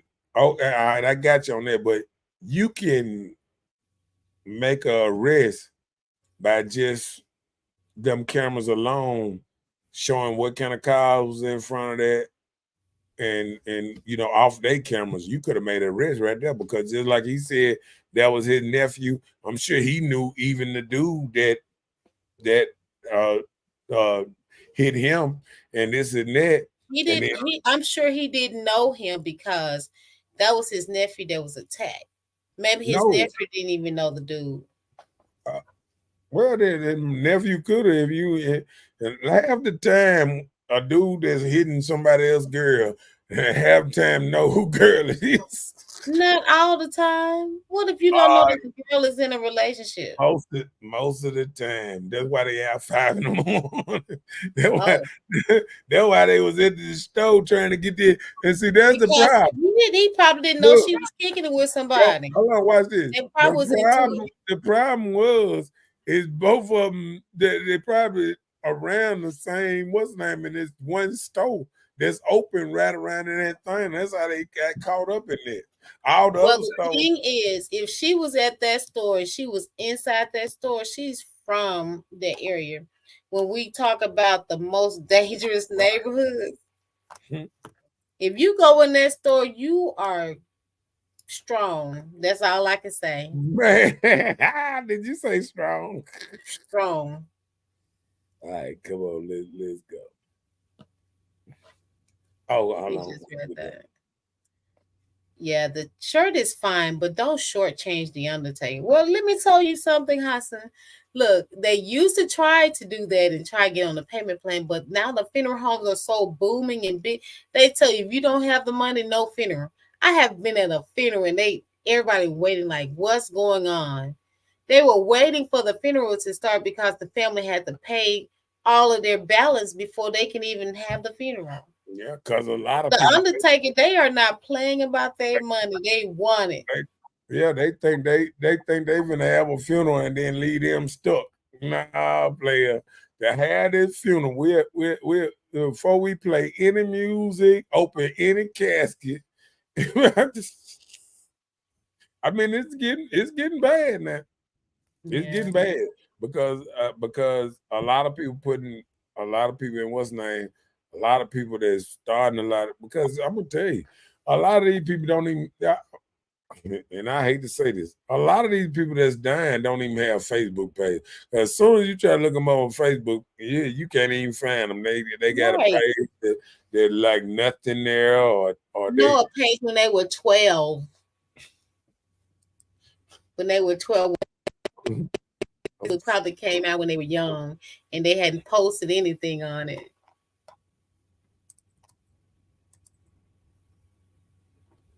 She said, you guys have power with your show. Just start with inviting him on the show. Well, what I need for y'all to do is keep on watching good, keep on sharing, and keep on what's the name, and then they ain't got no choice but to get on the show and face the hard questions that Jack. See, one thing about the mayor that he would know if he got on the show with me is I'm at least gonna be fair. I'm not gonna dog him out. I ain't never talk bad about the mayor. I always say, who else want this job? Everybody be talking mess about it. Run against them, win, get the power. But every time, even some of my partners that I done seen go at the mayor, people that talk about the mayor, I just say, you want to run? No, I ain't.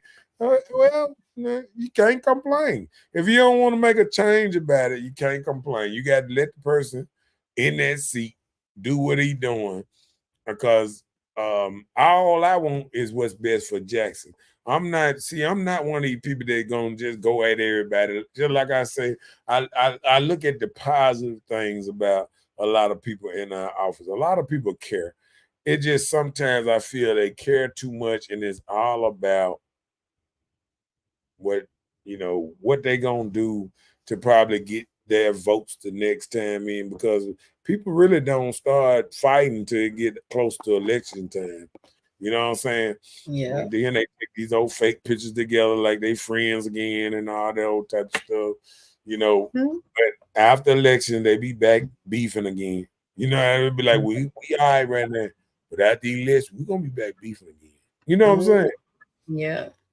Yeah. So I just want to cut off out the beef, out the name calling, and get down to debating against real subjects. Like one thing I would like to do, if I was to have somebody like Stokes and the mayor on a channel like this here and be the person in between and to tell them, I want y'all to talk about real problems and real solutions, and let's let the people decide, you know what I'm saying, who's right and who's wrong. Y'all ain't got to cuss each other out, go head to head and all that. Just I ask you a question, what you think about it. I ask you a question, what you think about it. You know what I'm saying? And sometimes if they just sit back and talk to each other, they will probably understand both of them want what's better for Jackson. But we don't get this because we go to name calling this and that and blah blah.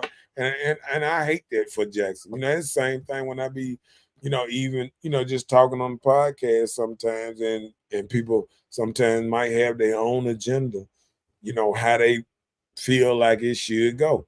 All I'm saying is we can run a podcast off just truth, knowledge, and all that stuff without name calling, throwing each other on the bus, and everybody being. Let me tell you something. I ain't gonna never be able to get something done by talking to everybody who got something going on. Right. You feel me?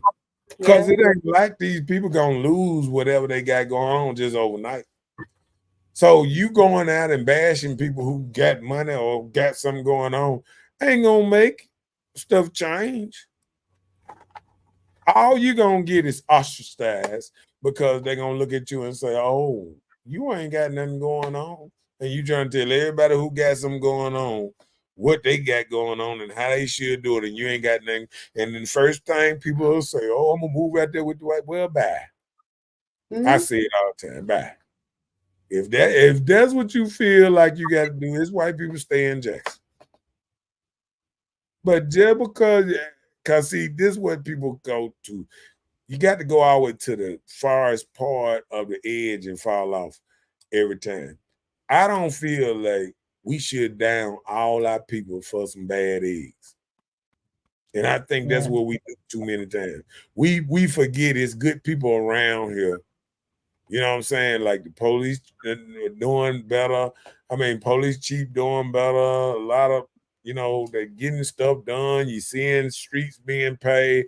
But you got people that just, it seems like because these the people, the only people you around, and you see them going bad, guess what? If you go over to the other side and you stay over there long enough, and you will start seeing the bad stuff they do too. Yeah. You feel what I'm saying? Go to it just a lot of things that they do are not shown and regulated like it's done here. So a lot of stuff happen, trailer parks and poor white communities, and people killing each other, people killing. I remember we worked on a system and air conditioning system out there in Madison. I ain't gonna say what store or whatever. But we worked on the system. And then next thing we know, my boy was telling me that the dude that was sitting over there talking to us, he was a nice guy. He went and caught his wife cheating and killed her. Oh, And dang. yeah, I don't know if he killed the man too. See, we don't even look at stuff like that because we so busy because Jackson throw everything out there. Throw everything out there. We got little groups that tell all our business. We got everything. You don't see white people around there telling every crook and corner what they doing out there.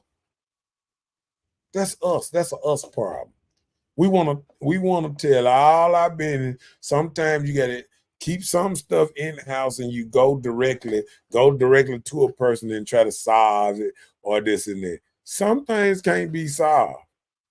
You know what I'm saying? Some people need to be, it's a lot of people, it's people that need to be in jail. But it's always been like that. We always had crazy people. We always had people. I seen a dude walk down the street the other day. He had his shirt off, he had his pants hanging down, his drawers showing, and all this, and walking in the middle of the street. And I said, that's our problem. The people that we can see that's crazy as hell, that's walking in the middle of the street, looking crazy, messing with cars and all that, we ain't even putting them in jail. We ain't putting the obvious people. We don't have no mental institution that we can take them to like we used to. You used to take them out there to Wingfield and all that, and the Wingfield be full. They got plenty of stuff, plenty of people to take out there. You don't hear that no more. You don't hear them trying to take people to mental health hospitals. They take them straight. Whitfield. Yeah, they taking them straight to jail, and that's what we're going through. Okay, what did I stop it? Did you ever look to see what are the dangerous neighborhoods that are listed in Mississippi? I'm waiting on you to put it up. Let me see. Wait, this is not a service. Behold, until the balance paid. I'll tell you now, they would do it because I thought like, but don't sometimes they make you put up collateral, like sign over your house. I mean, They used to, but they don't do that anymore. Oh well, he just ain't gonna get. I understand because sometimes people have it, they just don't want to give it up. They'll have it, they'll be like, nope, ain't gonna do it. He said, you invite him from a quote pro, let's see, not going to battle. Just ask him a few questions and what can we do to make it better? Yeah. But I think with that being said, I would rather like have an interview with him on his comfortableness, wherever he's comfortable at. And I could sit down with a mic, ask him a couple questions. What do you think? You know what I'm saying? And be just like, blow it up for us. They said, so true. Actually, they will let you know what they will and won't answer before the show. Just bring them in for a 20-minute. Yeah. Yeah. Okay. Go ahead. What? You got to blow it up and pull it over a little bit. Hold on. Is it me that need to go over a little bit so you can? Let me see if I do it on. Oh no, I got to do it back on this side. All right. Hold on. Let me do this. Yeah. Blow it up and yeah. Okay, you got. Let me see.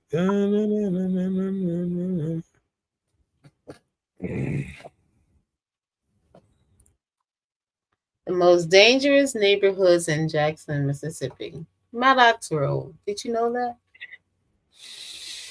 Hey, Maddox, hold up by sub number 2. Yeah. Yeah, I didn't know it was one Skyline of Drive. Where is that? I know what that is. Skyline. Off of Ridgeway. I wouldn't have never thought that. Yeah, that's in Vernon, right? No, that's in Shady, Shady Shady Oak. Oak. Scanlon? Enoch Street, Hyde Park. That's downtown, like almost like Deer Yeah, Park. yeah. Queens, Magnolia Terrace.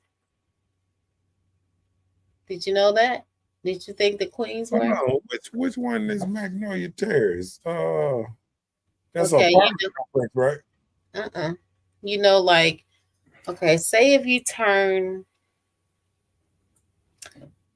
going up Clinton Boulevard, before you get to Clinton, there's a road, like if you're going up to this light, there is one road that leads to the right, and then there's one you go straight. So if you lead to the right, whatever that street is, that's the Queens Magnolia Terrace area.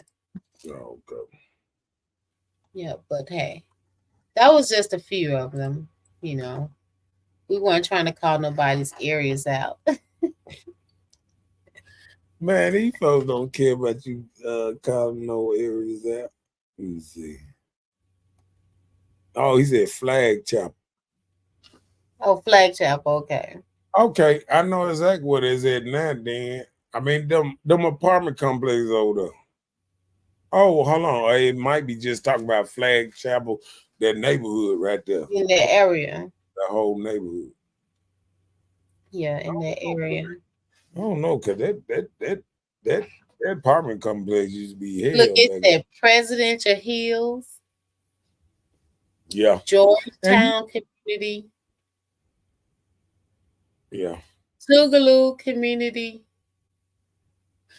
I've Nah, never heard of Olin Park. I know where it's at. I mean, it's right there behind. It's like right there behind when you go down from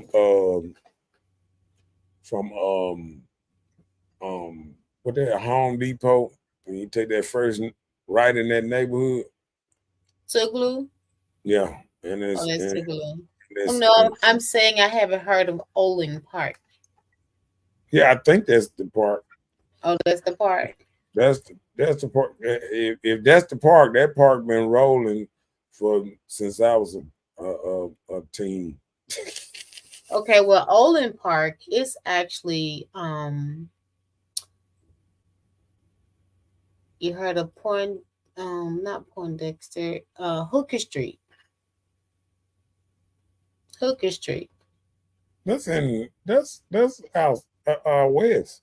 Yeah, these are two different things. No, Oh, okay. listen, I said Tougaloo Community, and then it Okay. said Olin Park.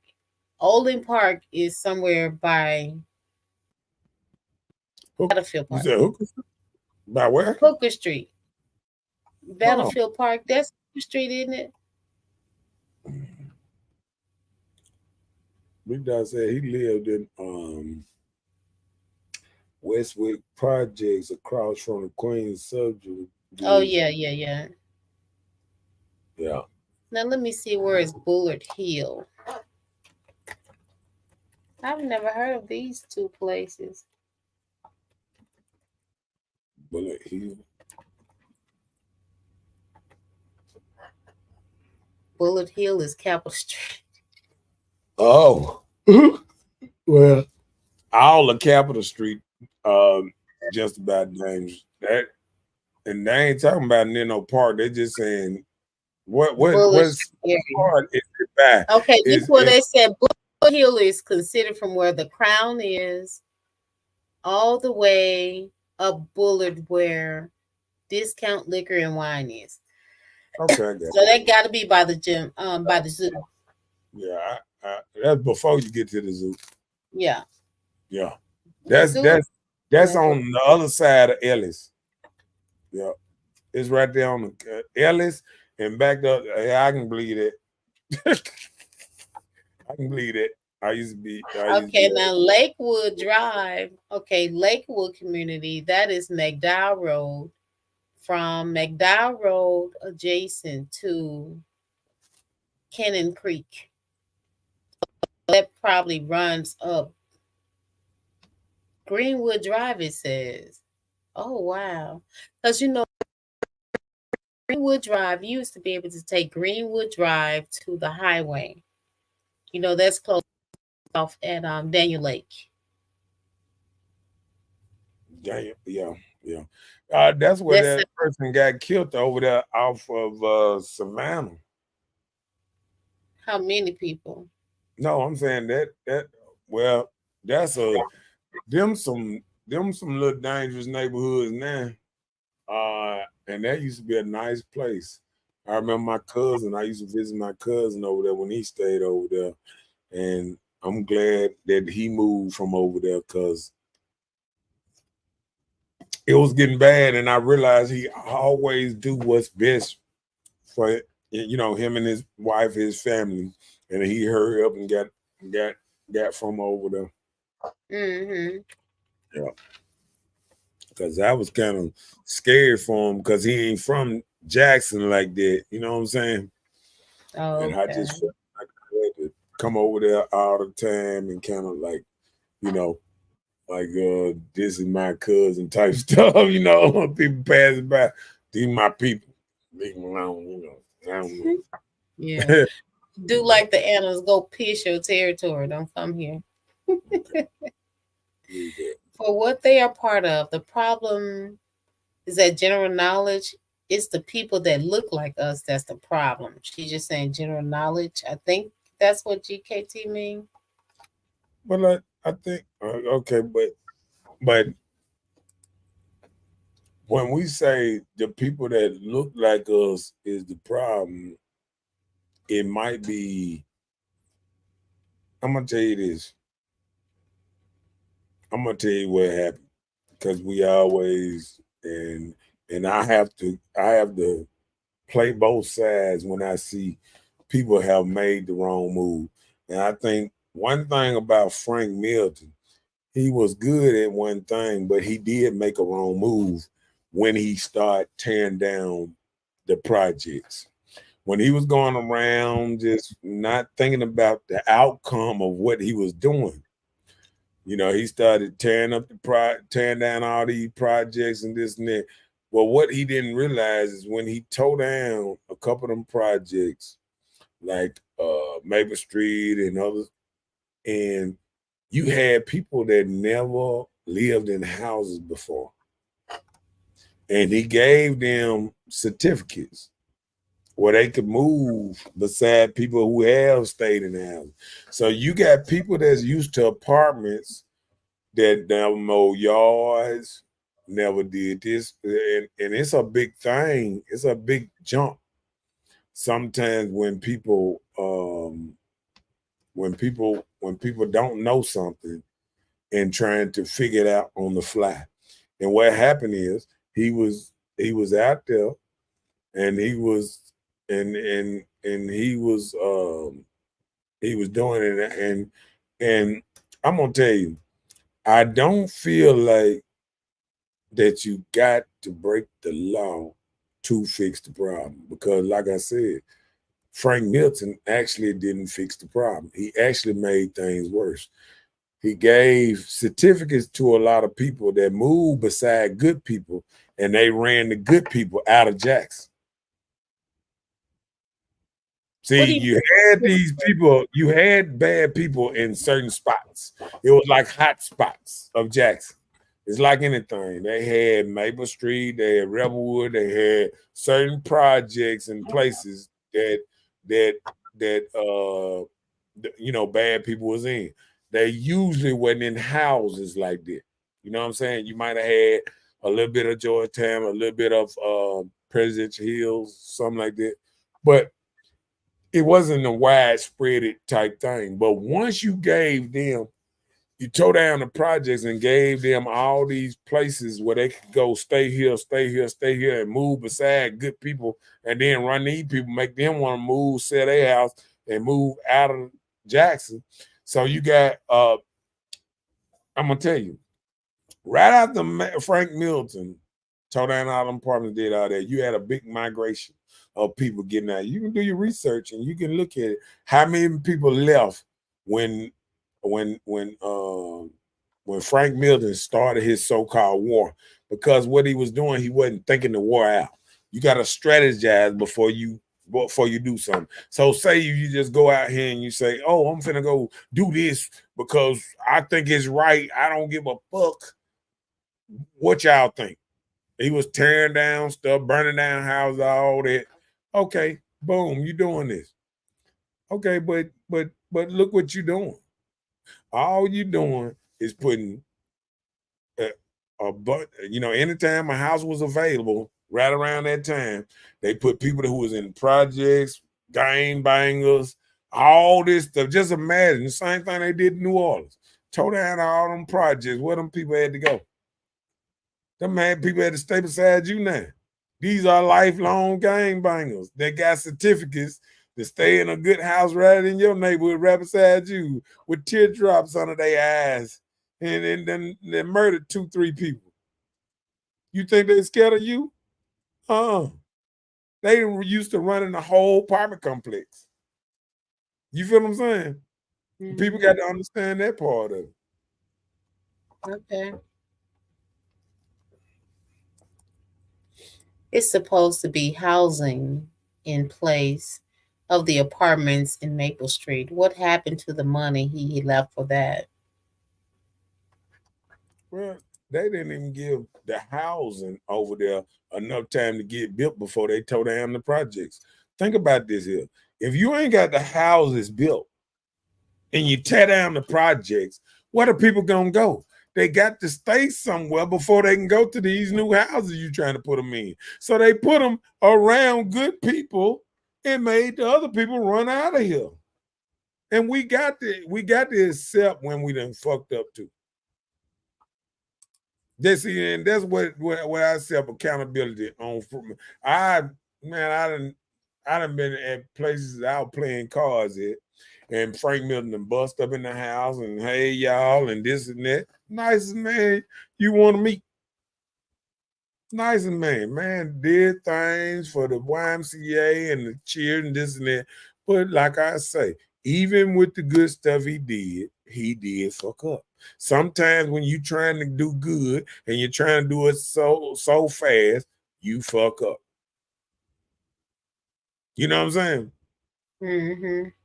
And it's the same thing I was talking to my partners today. And I was like, I had to straighten out a couple of my partners. I don't know people because I had to get a tow truck for one of the partners that wanted to tow the car to another place and this and that. Now, they didn't talk to each other, but they didn't talk to each other. But the only person they didn't talk to was the place they were talking about taking the car to. So I'm like, y'all done did all this talking, but y'all ain't even talk to the people that supposed to be taking the car to. And now you got everybody looking at me crazy because you called me to call my tow truck guy to come over there and I'll let you. So I think it's like a plan. You got to think out a plan before you execute it. And that was Frank Milton. Bad part about him sometimes, he didn't think before he moved a lot of times. He just, I'm willy-nilly. You know what I'm saying? Just like when you putting people pictures on posters. That would be a violation of law, right now when you putting people on, putting their name out there. You got to think about it. You ain't thinking about how they family going to start thinking about you by putting their name and they people on posters and this and that and that. I feel like you want to expose people. Do it the right way. Don't do it with your money because guess what? Since he been gone, I ain't never seen one criminal on a poster since then. In no city. I haven't seen no criminals put on posters no more. Because he had money, he did stuff different. You feel what I'm saying? Yeah. He did, and he didn't do it right. Just like you said, he was doing illegal stuff because he had money. He had lawyers and people behind him that wasn't going to what's name. The same thing you say that we shouldn't do, use shoulders to rub to do certain things. You saying, okay, this dude got money. He can do whatever he want to. He can break the law. They make a change with now. And that's what I liked about watching the story of Bass Reeves. He was an honorable man, and he stayed an honorable man throughout. He was like the first so-called, he was the thing they wrote Long Ranger after. He was the first ranger that went after criminals and brought them in, Bass Reeves. But I like that he did stuff the honorable way.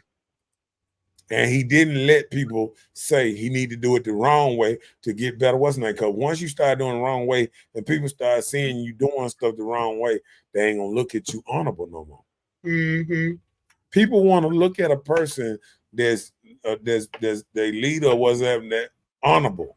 I'm doing it the right way. You don't want nobody that because he a drug dealer plant drugs on him to get him locked up. That's dishonorable. You feel me? Yeah. One thing a police officer told me a long time ago, he said, we got time. He said one thing about it, all we got to do is catch you messing up one time. You can get away 10. But if we catch you one time, we can put you away for a while. Oh, wow. So all I'm saying is sometimes you got to do stuff the honorable way, even if you don't want to do it the honorable way. Mm-hmm. You got to stay honorable because once you start slanging mud, you can't get mad when mud gets slanged back at you because Right. you can make enemies forever doing stuff the wrong way. Because it's just like this here. Making enemies, you might feel like I'm doing good, but how you doing good if you can't change nothing? If all you doing is slanging mud and you ain't washing no cars off, you ain't cleaning no car, all you doing is slanging mud. How you gonna ever get anything clean? You need to take out your water and start cleaning stuff. You need to stop all this slanging mud. We can't just slang mud and say that it gonna be all right. You slang mud, that's all you gonna see is mud everywhere. Mm-hmm. You got to a sloppy mess. You got to do it the right way. You can't just sit up there and say, I'm just gonna slang mud on everybody because you ain't gonna make friends. You ain't gonna make nobody want to help you change nothing because you throwing everybody on the bus. We done seen that happen before with another talk show man that used to be out here throwing everybody on the bus, the whole city on the bus. You feel what I'm saying? Yeah. Did it make anything different? We still complain about the same thing, right? Right. You got to make friends. You got to make stuff change by doing good. And that's just how I feel on it. He cared, and that's the bottom line. The people we have now don't give a thing. Well, I care, but I still feel like I said, you got to handle stuff in it. Because guess what? When Frank first told over, he told everybody that he ran the city. First thing people started doing spray painting stuff all over walls and stuff. He got backlash as soon as he said how quick he gonna change stuff. That's a rebellious move because guess what? You can't come together in a different way. Mm-hmm. You know what I'm saying? What up, Coleman up in his house? Mm-hmm. What up? What up, good bro? What's up, man? He said he want to come on my he said facts integrity is what you do when no one is watching, right? He said I want to come on your show, bro. Get at me, fam. I got you, man. I got you. We're gonna make it happen. Shoot, yeah. I mean, shoot, it can be as quick as next Tuesday. That's next time I'm on, up for what's name. I wish I had time to do show twice a week, but right now I just ain't got the time. But we're gonna make it happen. Yep. I know one thing about it. Coleman, I know he cares a lot about the city. And there's one thing about it. I know Chantel, she cares a lot about the city. But one thing we got to do, we got to clean it up sometime. We can't just keep throwing mud. We ain't going to get nowhere just by throwing mud. We're going to have to clean up something. We're going to have to show people that we can start, like maybe we can start at one neighborhood. and we say, okay, we're gonna go around this neighborhood all the time, try to help people, whoop de whoop de whoop, keep their yards clean, this and that. It gonna have to start like that. You know what I'm saying? Yep, like they got a Keep Jackson Beautiful coming up soon where you can go and dump your trash and all unnecessary things you have sitting around your house. Get rid of that stuff. Chantel said, I thank God they sent me people that don't look like me. And that's probably the wrong way to look at it. Because I just feel I don't look at people that look like me or this and that as bad people. I look at it's good people out here, it's bad people out here.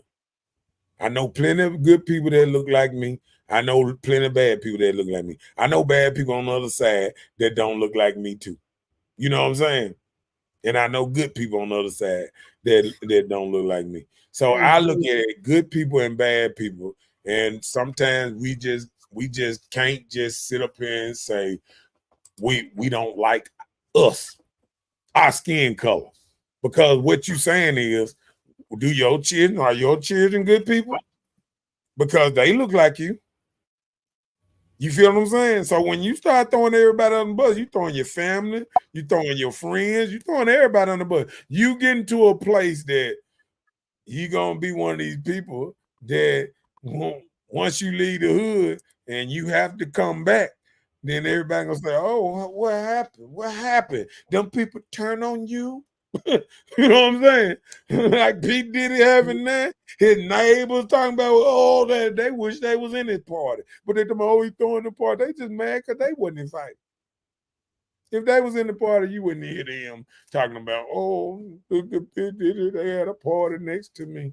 Because everybody rich that went through that. Everybody who rich who threw a party have their neighbors, oh, we don't like him. Oh, they threw a party over there the other day. I mean, it's the same thing, regular people in the neighborhood. Right. Yeah, share it, bro. Okay, what he said? He said, I'm gonna run them numbers up, fam. Appreciate it, man. I appreciate it, man. We all need help, man. I'm gonna help you, you help me. We need to get out here so we can help our city that we care about. I remember when we used to go to the club together back in the day, and then you mess around and got shot, and then you had to sit out for a while, this and that. But it's just like that. We got to stand behind each other and help each other up. You know what I'm saying? That's what we got to do. And we can't be sitting up here throwing each other under the bus. We can't do that no more. We can't do it. But we always talk about the crab in the barrel and how we get up a little bit, we throw everybody down and all that. We got to be more loving to our people. And that's the problem that we ain't doing right now. We ain't being loving to our people. So how they gonna love us if we don't love them? We don't love our people no more. I'm gonna do it like this here. I'm gonna do it. I'm gonna do an old Malcolm X thing. He said, what did them people do to you so bad to make you hate the skin, the color of your skin, and the nature of your hair? What did they do to you to make you hate yourself? Now you hate your people. Oh, Come on, wow. man. You hate people that look like you. What did they do to you to make you hate yourself? You know what I'm saying? I don't want to be in that situation. Right. That's real talk, though. When I listen to Malcolm X, I want people to go back and listen to some Malcolm X speeches, and he will give you a breakdown how people done convince you to hate your own people, just straight up hate them. Oh no, I'm not gonna never get to the point that I hate my people. No, no. Nah, the hood is just the hood. Some people you can't change, but you cannot hate your people.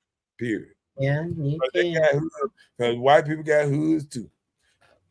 Like they say, they got sundown town. You hate us so much, move in one of them sundown towns. You'll learn what hate is really about. Right. You think these people like you like that. Baby. As soon as you move up in there, you start talking a little different, talking a little louder, this and that. Oh, yeah. Oh, look at her. Okay. I'm telling you, man. He said, I feel no man, we own our own stuff. I'm not here to be like. I understand. I mean, I understand. Well, if you're not here to be liked, are you talking love? Are you talking about liking your people? Who are your crowd? Do you like us? Do you like your people? If you're not, if because I can see you might be coming. Sometimes it's like anything. You can be so damaged about some certain stuff you went through that you throw everybody in the same pot. You making gumbo. You know what I'm saying? You making gumbo. You putting everybody in the pot and everybody in that soup with it. You know what I'm saying? Like it's good people out here. I'm not gonna throw everybody in the hood down because a couple of good people. It's good people and bad people. And I'm not finna, and in the middle hood, it's some sweet people. It's some of the best people around in the whole wide world. And I'm not finna throw them down because a couple of other people that don't look like me treated me right. And now I feel like fuck all my people. No. Because you know what? They wouldn't do the same to you. Ain't nobody coming over here talking about fuck all they people. Nah, they would do the same to you. See, they don't even talk like that. People like them other people, they don't even talk like that against their people. We the only people that talk like we don't even be around, won't want to be around our own people. That's a us problem. That's a us problem. I ain't gonna be that person. Cause guess what? I remember a young man. I was on the street over there off Lynch Street. She know what I'm talking about. And I remember a dude getting into it with his girl, and I seen it, and I was finna leave out, and I said I couldn't leave out. I turned around, came back. I said, "Hey man, let me holler at you." Then I started talking to him, this and that. And I realized he told me he was from Chicago. He had been down a couple years, this and that. He was like, oh man, this girl whooped whooped. I said, hey man, don't make this and this. And then what it is they don't have a man around that can give them good advice so to slow them down and move better. Now that man got a job, moving better. Him and his girl are right and all that because I had that talk and slowed it down and sat with him for about an hour and talked to him. You know what I'm saying? Okay, community service. But no, it's all our job to intervene sometime and just throw a little hope out there. Yeah. And that's the problem. When you give up, you gave up. Because guess what? Ain't no Chinese people gonna move over there and let you move over there with them and say, oh yeah, we love you better than we love our own. They ain't gonna do that. Of course not. We the only people that throw our whole race, our whole Be at war within ourselves. And if because you of come bad believe with your people, our people, yeah. And I'm just not gonna ever throw my people under. I will, yeah, like I told people a long time ago, I'm a Jacksonian. I'm gonna forever be a Jacksonian, and that's how I'm gonna rock. I'm not gonna be a Rich Sonium, a Madison Sonium, Clinton Sonium. I don't.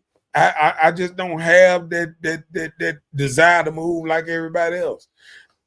Do I say my city bad sometimes and I think about stuff? Yes. But do I say I want to run? No. Because running is for what? Cowards. People run from real action to make a change. You don't pose to run from to make a real change. You don't pose to run from it. And that's cowardly to try to run from stuff you can change, to talk bad about everybody around you that look like you, and then start telling them because they look like you that they ain't shit. I ain't gonna do that. I ain't gonna never do that. I ain't gonna never be that dude. But that's the thing. Look, this is one thing. Where we have people of our own race, we are ones that support everyone else's culture but our own. Right. And just because I'm a part of this culture and nobody else do what I'm doing or rock how I do, you knock what they're doing even if they're a part of you. Did you go and try to introduce anything that you got positive going on in your life to them? Did you tell them how to come out of this slump, or you just say, oh, they don't want to do nothing? Did you tell them how to do it? A lot of times they can't do it because they don't know how to do it. Right. I'm telling you, this is something that I implement even on my child. My nieces, my nephews. I try my best to encourage them on a better way to move than I did. Because the first thing I got when I got in college, they gave me that $1,000 Discover card. Don't get this stuff. It's just a setup to ruin your credit so Right. you won't succeed in life, you know? So I try to implement these things on them at a young age and direct them so they won't go on the same path that I did, because it wasn't that nobody didn't tell me. I was hard-headed. I didn't want to listen because I'm listening to everybody out here in the streets, you know, in school. Do it that way, move that way, you know. So I want to move that way, get it quick. So I try to encourage people. So I don't want to knock my culture for not having what I have, or knock my culture for not moving the way that I move.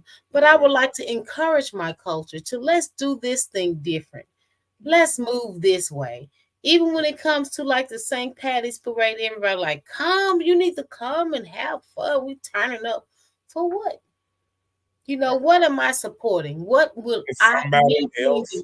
somebody else holiday that you don't even decide to even And go that's into? how, Google can tell you the whole that's, meaning of the holiday, and you and go that's out here our problem. celebrating something that another culture don't even care for you about. Okay, then Mm. Greenbeard People is don't because see. it's I came up when Irish people hated black people, hated black people. So why would my Lucky Charm tail be celebrating now? You ever seen a black Lucky Charm Irish man Well, you around? know, coming up, they used to tell us that those leprechauns were bad luck. You know, like it was something evil about that being at the end of the They made a rainbow type of movie thing. about them. Remember they Yeah. made a movie And about so it? that type of thing was something that was scary that was taught to me coming up, but now it's supposed to be a friendly thing and everybody's a part of it. And guess what? It's just like the Indians tell us now that Thanksgiving ain't no Thanksgiving. They got slaughtered on this day, and then they changed it into a celebration. And black folks gonna go for anything that they can celebrate. They don't give a damn. You say we can turn up. I don't Listen, care. Don't take away Mexicans watch. Thanksgiving. I want that Look, pound. Mexicans watch you come to their restaurant and spend all your damn money. How many Mexicans come to any of your restaurant? And that's None. how you should start spending Cinco de your money. Mayo, You got they all make these more people. money off of black people than they do their Think, own race. guess what? Mr. Brown store should never have an open pump. He should never have food in there. Never have nothing, because a I don't black know, owned Mr. store. Brown so high. Yeah, Mr. but Brown too high. let me tell you something. I don't care nothing When- what you about to say. Mr. Listen, Brown too high. I put it away. I would But they spend do that have the best liver. extra. I spend my extra dollar on a black business owner that wasn't, because he ain't got the connections they got. They got all kind of connections. They helping each other when they fall short and all that. You know what I'm saying? He paying people. He got black people working in there, paying them and all that. And that is worth me spending an extra dollar. And Okay, and so when did you go? When the last time you been in support, Mr. Brown? I don't really eat at the stores. I don't really get No, I'm just asking. I didn't say No. eat at the store. When the last Yeah. time you went and supported Mr. Brown? I went and supported. I think it went up on my liver.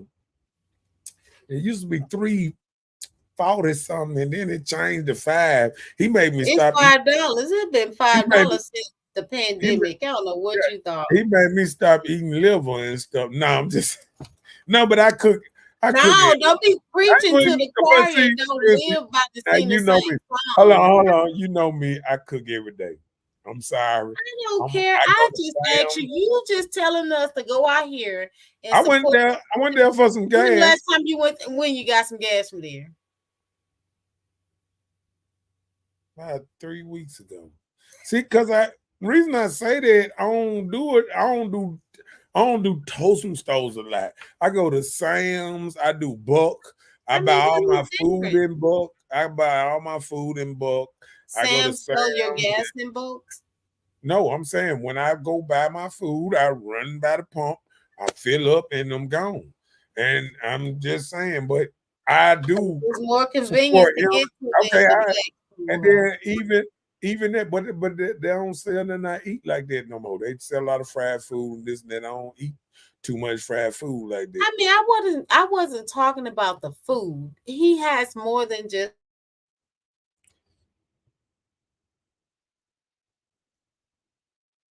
You say he have more than just food? Hello? Is you freezing up or something? Is you charged up or something? Cause it seems like you got your computer plugged up or something. Look like she freezing up or something. Let me get down on these comments while she getting it ready. Scott said in the haters, they won't stop. Damn. Let me see. He said, real talk, my brother. And then she said, the hood don't care. They don't want to help themselves, and that's the truth. Some people want to help themselves. He said, that's so true. Love is the answer. Who cares what the question is? Yeah. I mean, we need more love. We need more love. He said, how can you hate what you see in the mirror? And I agree, Ruben. You can't look at yourself and look at everybody and look at the same and then start hating yourself. It's just, you shouldn't do that. He said, it's humans, period. I don't understand. Yeah. I mean, once we get all caught up in color instead of saying good people, bad people, that's the problem.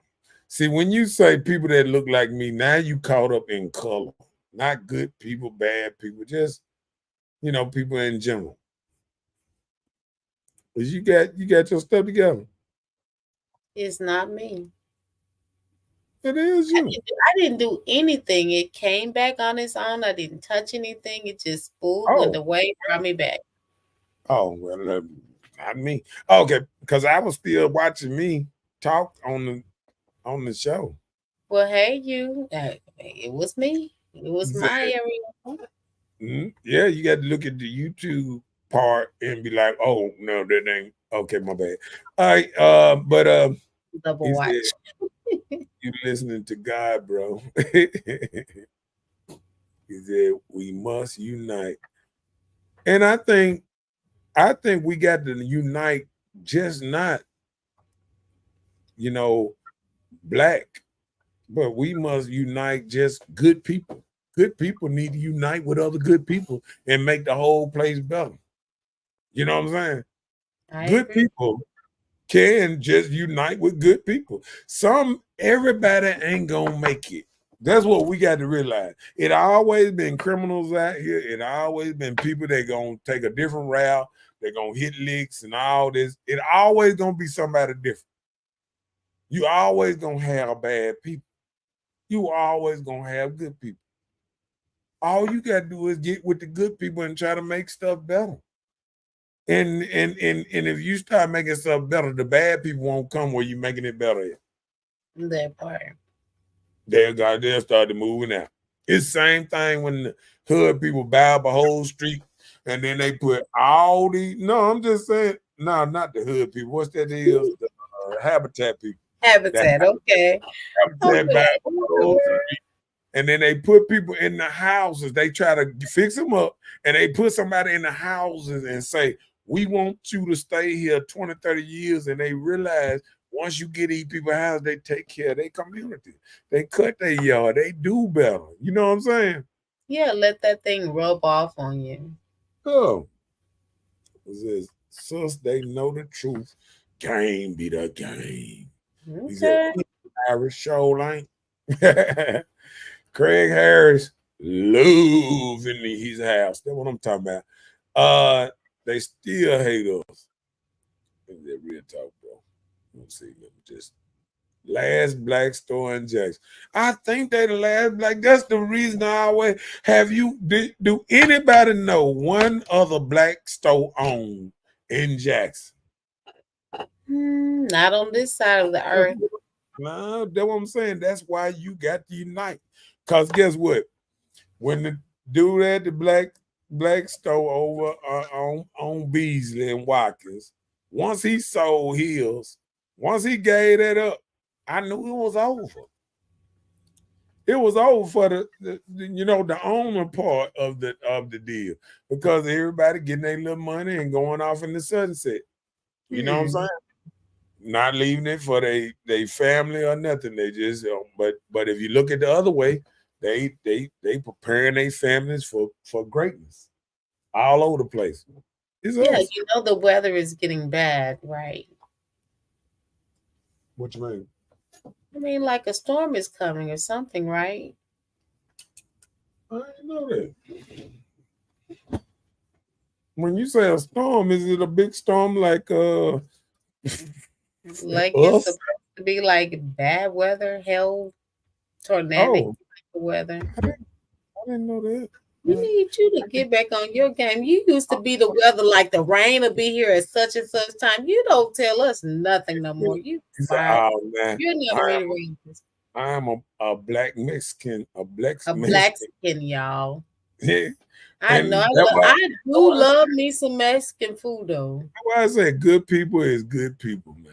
It don't matter. All over. I invite good people of all races on the show. I don't sit up here and just say, "Oh, I just want black people. Oh, I just want this people." But my demographic, I have to talk about us, our problem first. You feel what I'm saying? We got to talk about our problem.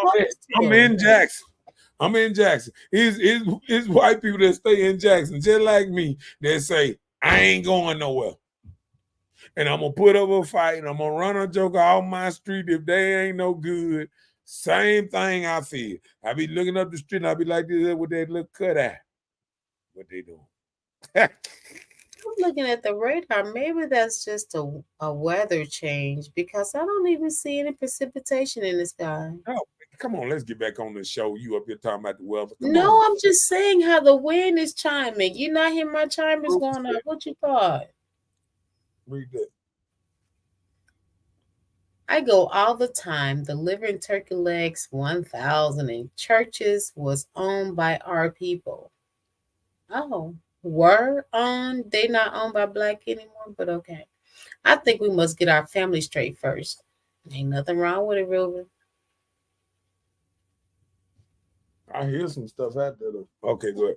Mr. Owensboro, he graduated from Alcorn in the Shell station on Watkins. Oh, okay. Right.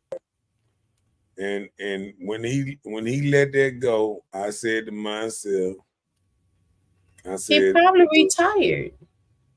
Well, he had a whole daughter, and he could have passed it down to her and this and that. Well, they should have been working on her attitude first. Well, she's still working now. I know. Right. So she's an investigator right now. But I think that's probably a bad place to be in. I used to run some. I used to be the owner, to be ready to hand down the store, and then Pop sell it all, and now I'm working for the person he sold it to. But listen, the thing about it is, during the pandemic, if you didn't have no type of plan in place, that would be hard to kind of recover from. If you didn't have a plan in place, and during the pandemic, it ended a lot of businesses for people. But who knows? He probably could have co-sign with that person who partially owned it. You don't know. I don't know. I got the real name. And yeah, because at first he made it seem like he was gonna sell it to another black person when I asked him about it. But then I found out after that he sold, he sold out. All they had to do was offer him $100 more. I'm sure he said, "Okay, when you're in the bind, you get out the bind." Yeah, I hate he did it like that because like even with JI, JI was the first one of the first people. He owned the store too, and they Yep, ran. the gas station had the B&B burgers. They shot him in the eye, tried to rob him, and this and that. I mean, us black, we are deadly to each other Each because other. we don't want. See, let me tell you the reason why they business flourish because everybody is down with the business. You got the daddy, the wife, the children, the nephews, and you know what I'm saying. They got everybody in there. And one thing about us, this the problem. We have businesses that work, and we always got a child that go and say, you know what? I don't want to do what you want to do. I want to do my Yep. own. And You they can't go out force there. it on me. They You go can't out there in make the me do world. what you did. And Go yet, out there in the world and get hit up inside the head. And I seen this even on the other side with some other people I know, different color, but they daddy on some stuff, right? And they went out. They ain't want to be in the business. Never was in the business. So they went out and got their little business here, got their little business there. They seen daddy living like a king. You know what I'm saying? Dad was living like a king because he run his own business and making his money, this and that. So then all of a sudden now they want to come up back over and work with Pop. You feel what I'm saying? mm-hmm. See, people got to understand. You got to sometimes you got to take care of the family business, and you can have your little side thing or whatever you want to do on your own. But a business that's running good, don't run away from it. It's like farming and everything. Don't run away from a good business because your personal, you know, like I'd be crazy to run away from a business that I can make my own hours, be my own boss, And just then it can flourish. and then they can flourish to go work and make somebody else stuff what's name. They have a bad day, they can fire me, or they sell the Easy. business. They sell the business and it's over with. You know what I'm saying? Or do like the yellow truck and company did. Go bankruptcy, Oh 5 days, yeah. Oh don't yeah. pay nobody. You ain't got no pension. So I think people got That's to look at how, terrible. yeah, that was terrible. And people keep on and they ain't even realize what's going on when that type of stuff go on. Yeah. But like it say, we finna get ready to get up out of here. But what it say? Oh, I forgot the old tell them, bro. The arrow was Fair Street. Yeah. What was Yeah. Fair Street? What was Fair Street? People funeral homes, cook funeral homes, all them, On funeral Fair? homes stuff. Oh, Yeah. okay. We weren't flourishing on Fair Street. I mean, it's a Mm. lot of places that used to be black owned all down through there, and our own kind ran a Well, lot of people. that's what they're rebuilding now. They got a couple of black businesses there. Yeah. You know, the young lady from what's the Ju- show? The TV show for the uh Bella, that Bell's Collective. Yeah, Bell's Collective. That lady, she uh, started there used to be a flourish shop. It was black owned. uh, The pig sausage place, the mm, funeral home. Then now there's a burger joint and a nightclub. And then there's another imitation of Birdland across from Johnny T's. mm. Those are black people. He said, Sell those pig ear who sandwiches. sells those pig Big ears? Big John's. John's. They still got 3 locations. They got the one downtown. They got the one over there on State Street in Oh yeah, They yeah, got the yeah, one yeah, yeah. at Meg Ellis. Yeah. See, I'm up on something now. Come and get you some pig on bread. Don't want to eat no pig ears, but Pig I on bread. know what they You eat. ever taste pig ears? Pig ears is a slime sandwich.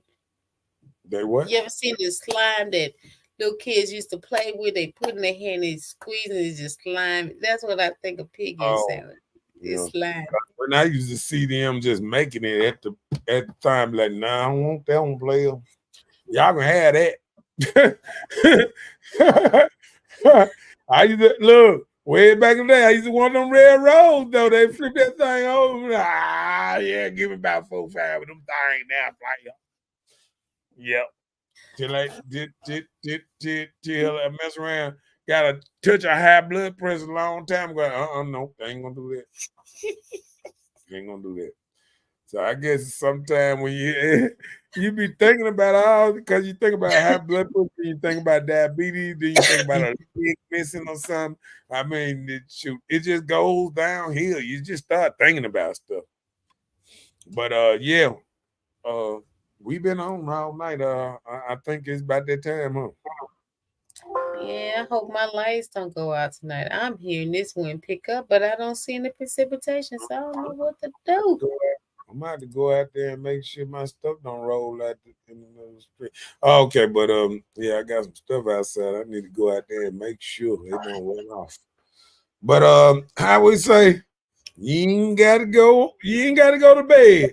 We got to get the hell up out of here. So Yeah. Trip all big splash, baby, you can see it. shouts out to my boy Strong. Yeah. Making the music. Strong.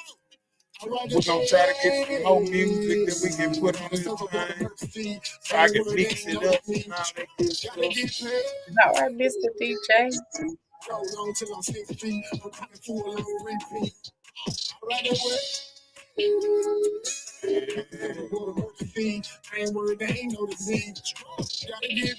What you talking about? What you talking about? What you talking about? What you listen. Bye, Felicia.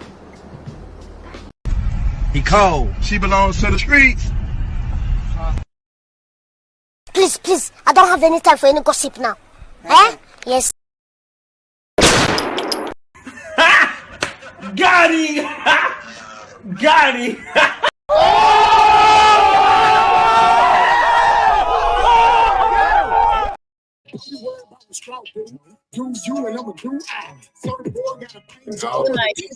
Oh, you forgot to put you gotta start putting that thing down.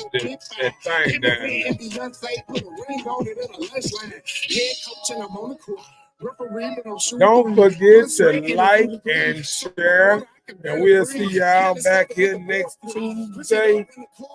And shouts out to the 5150 show.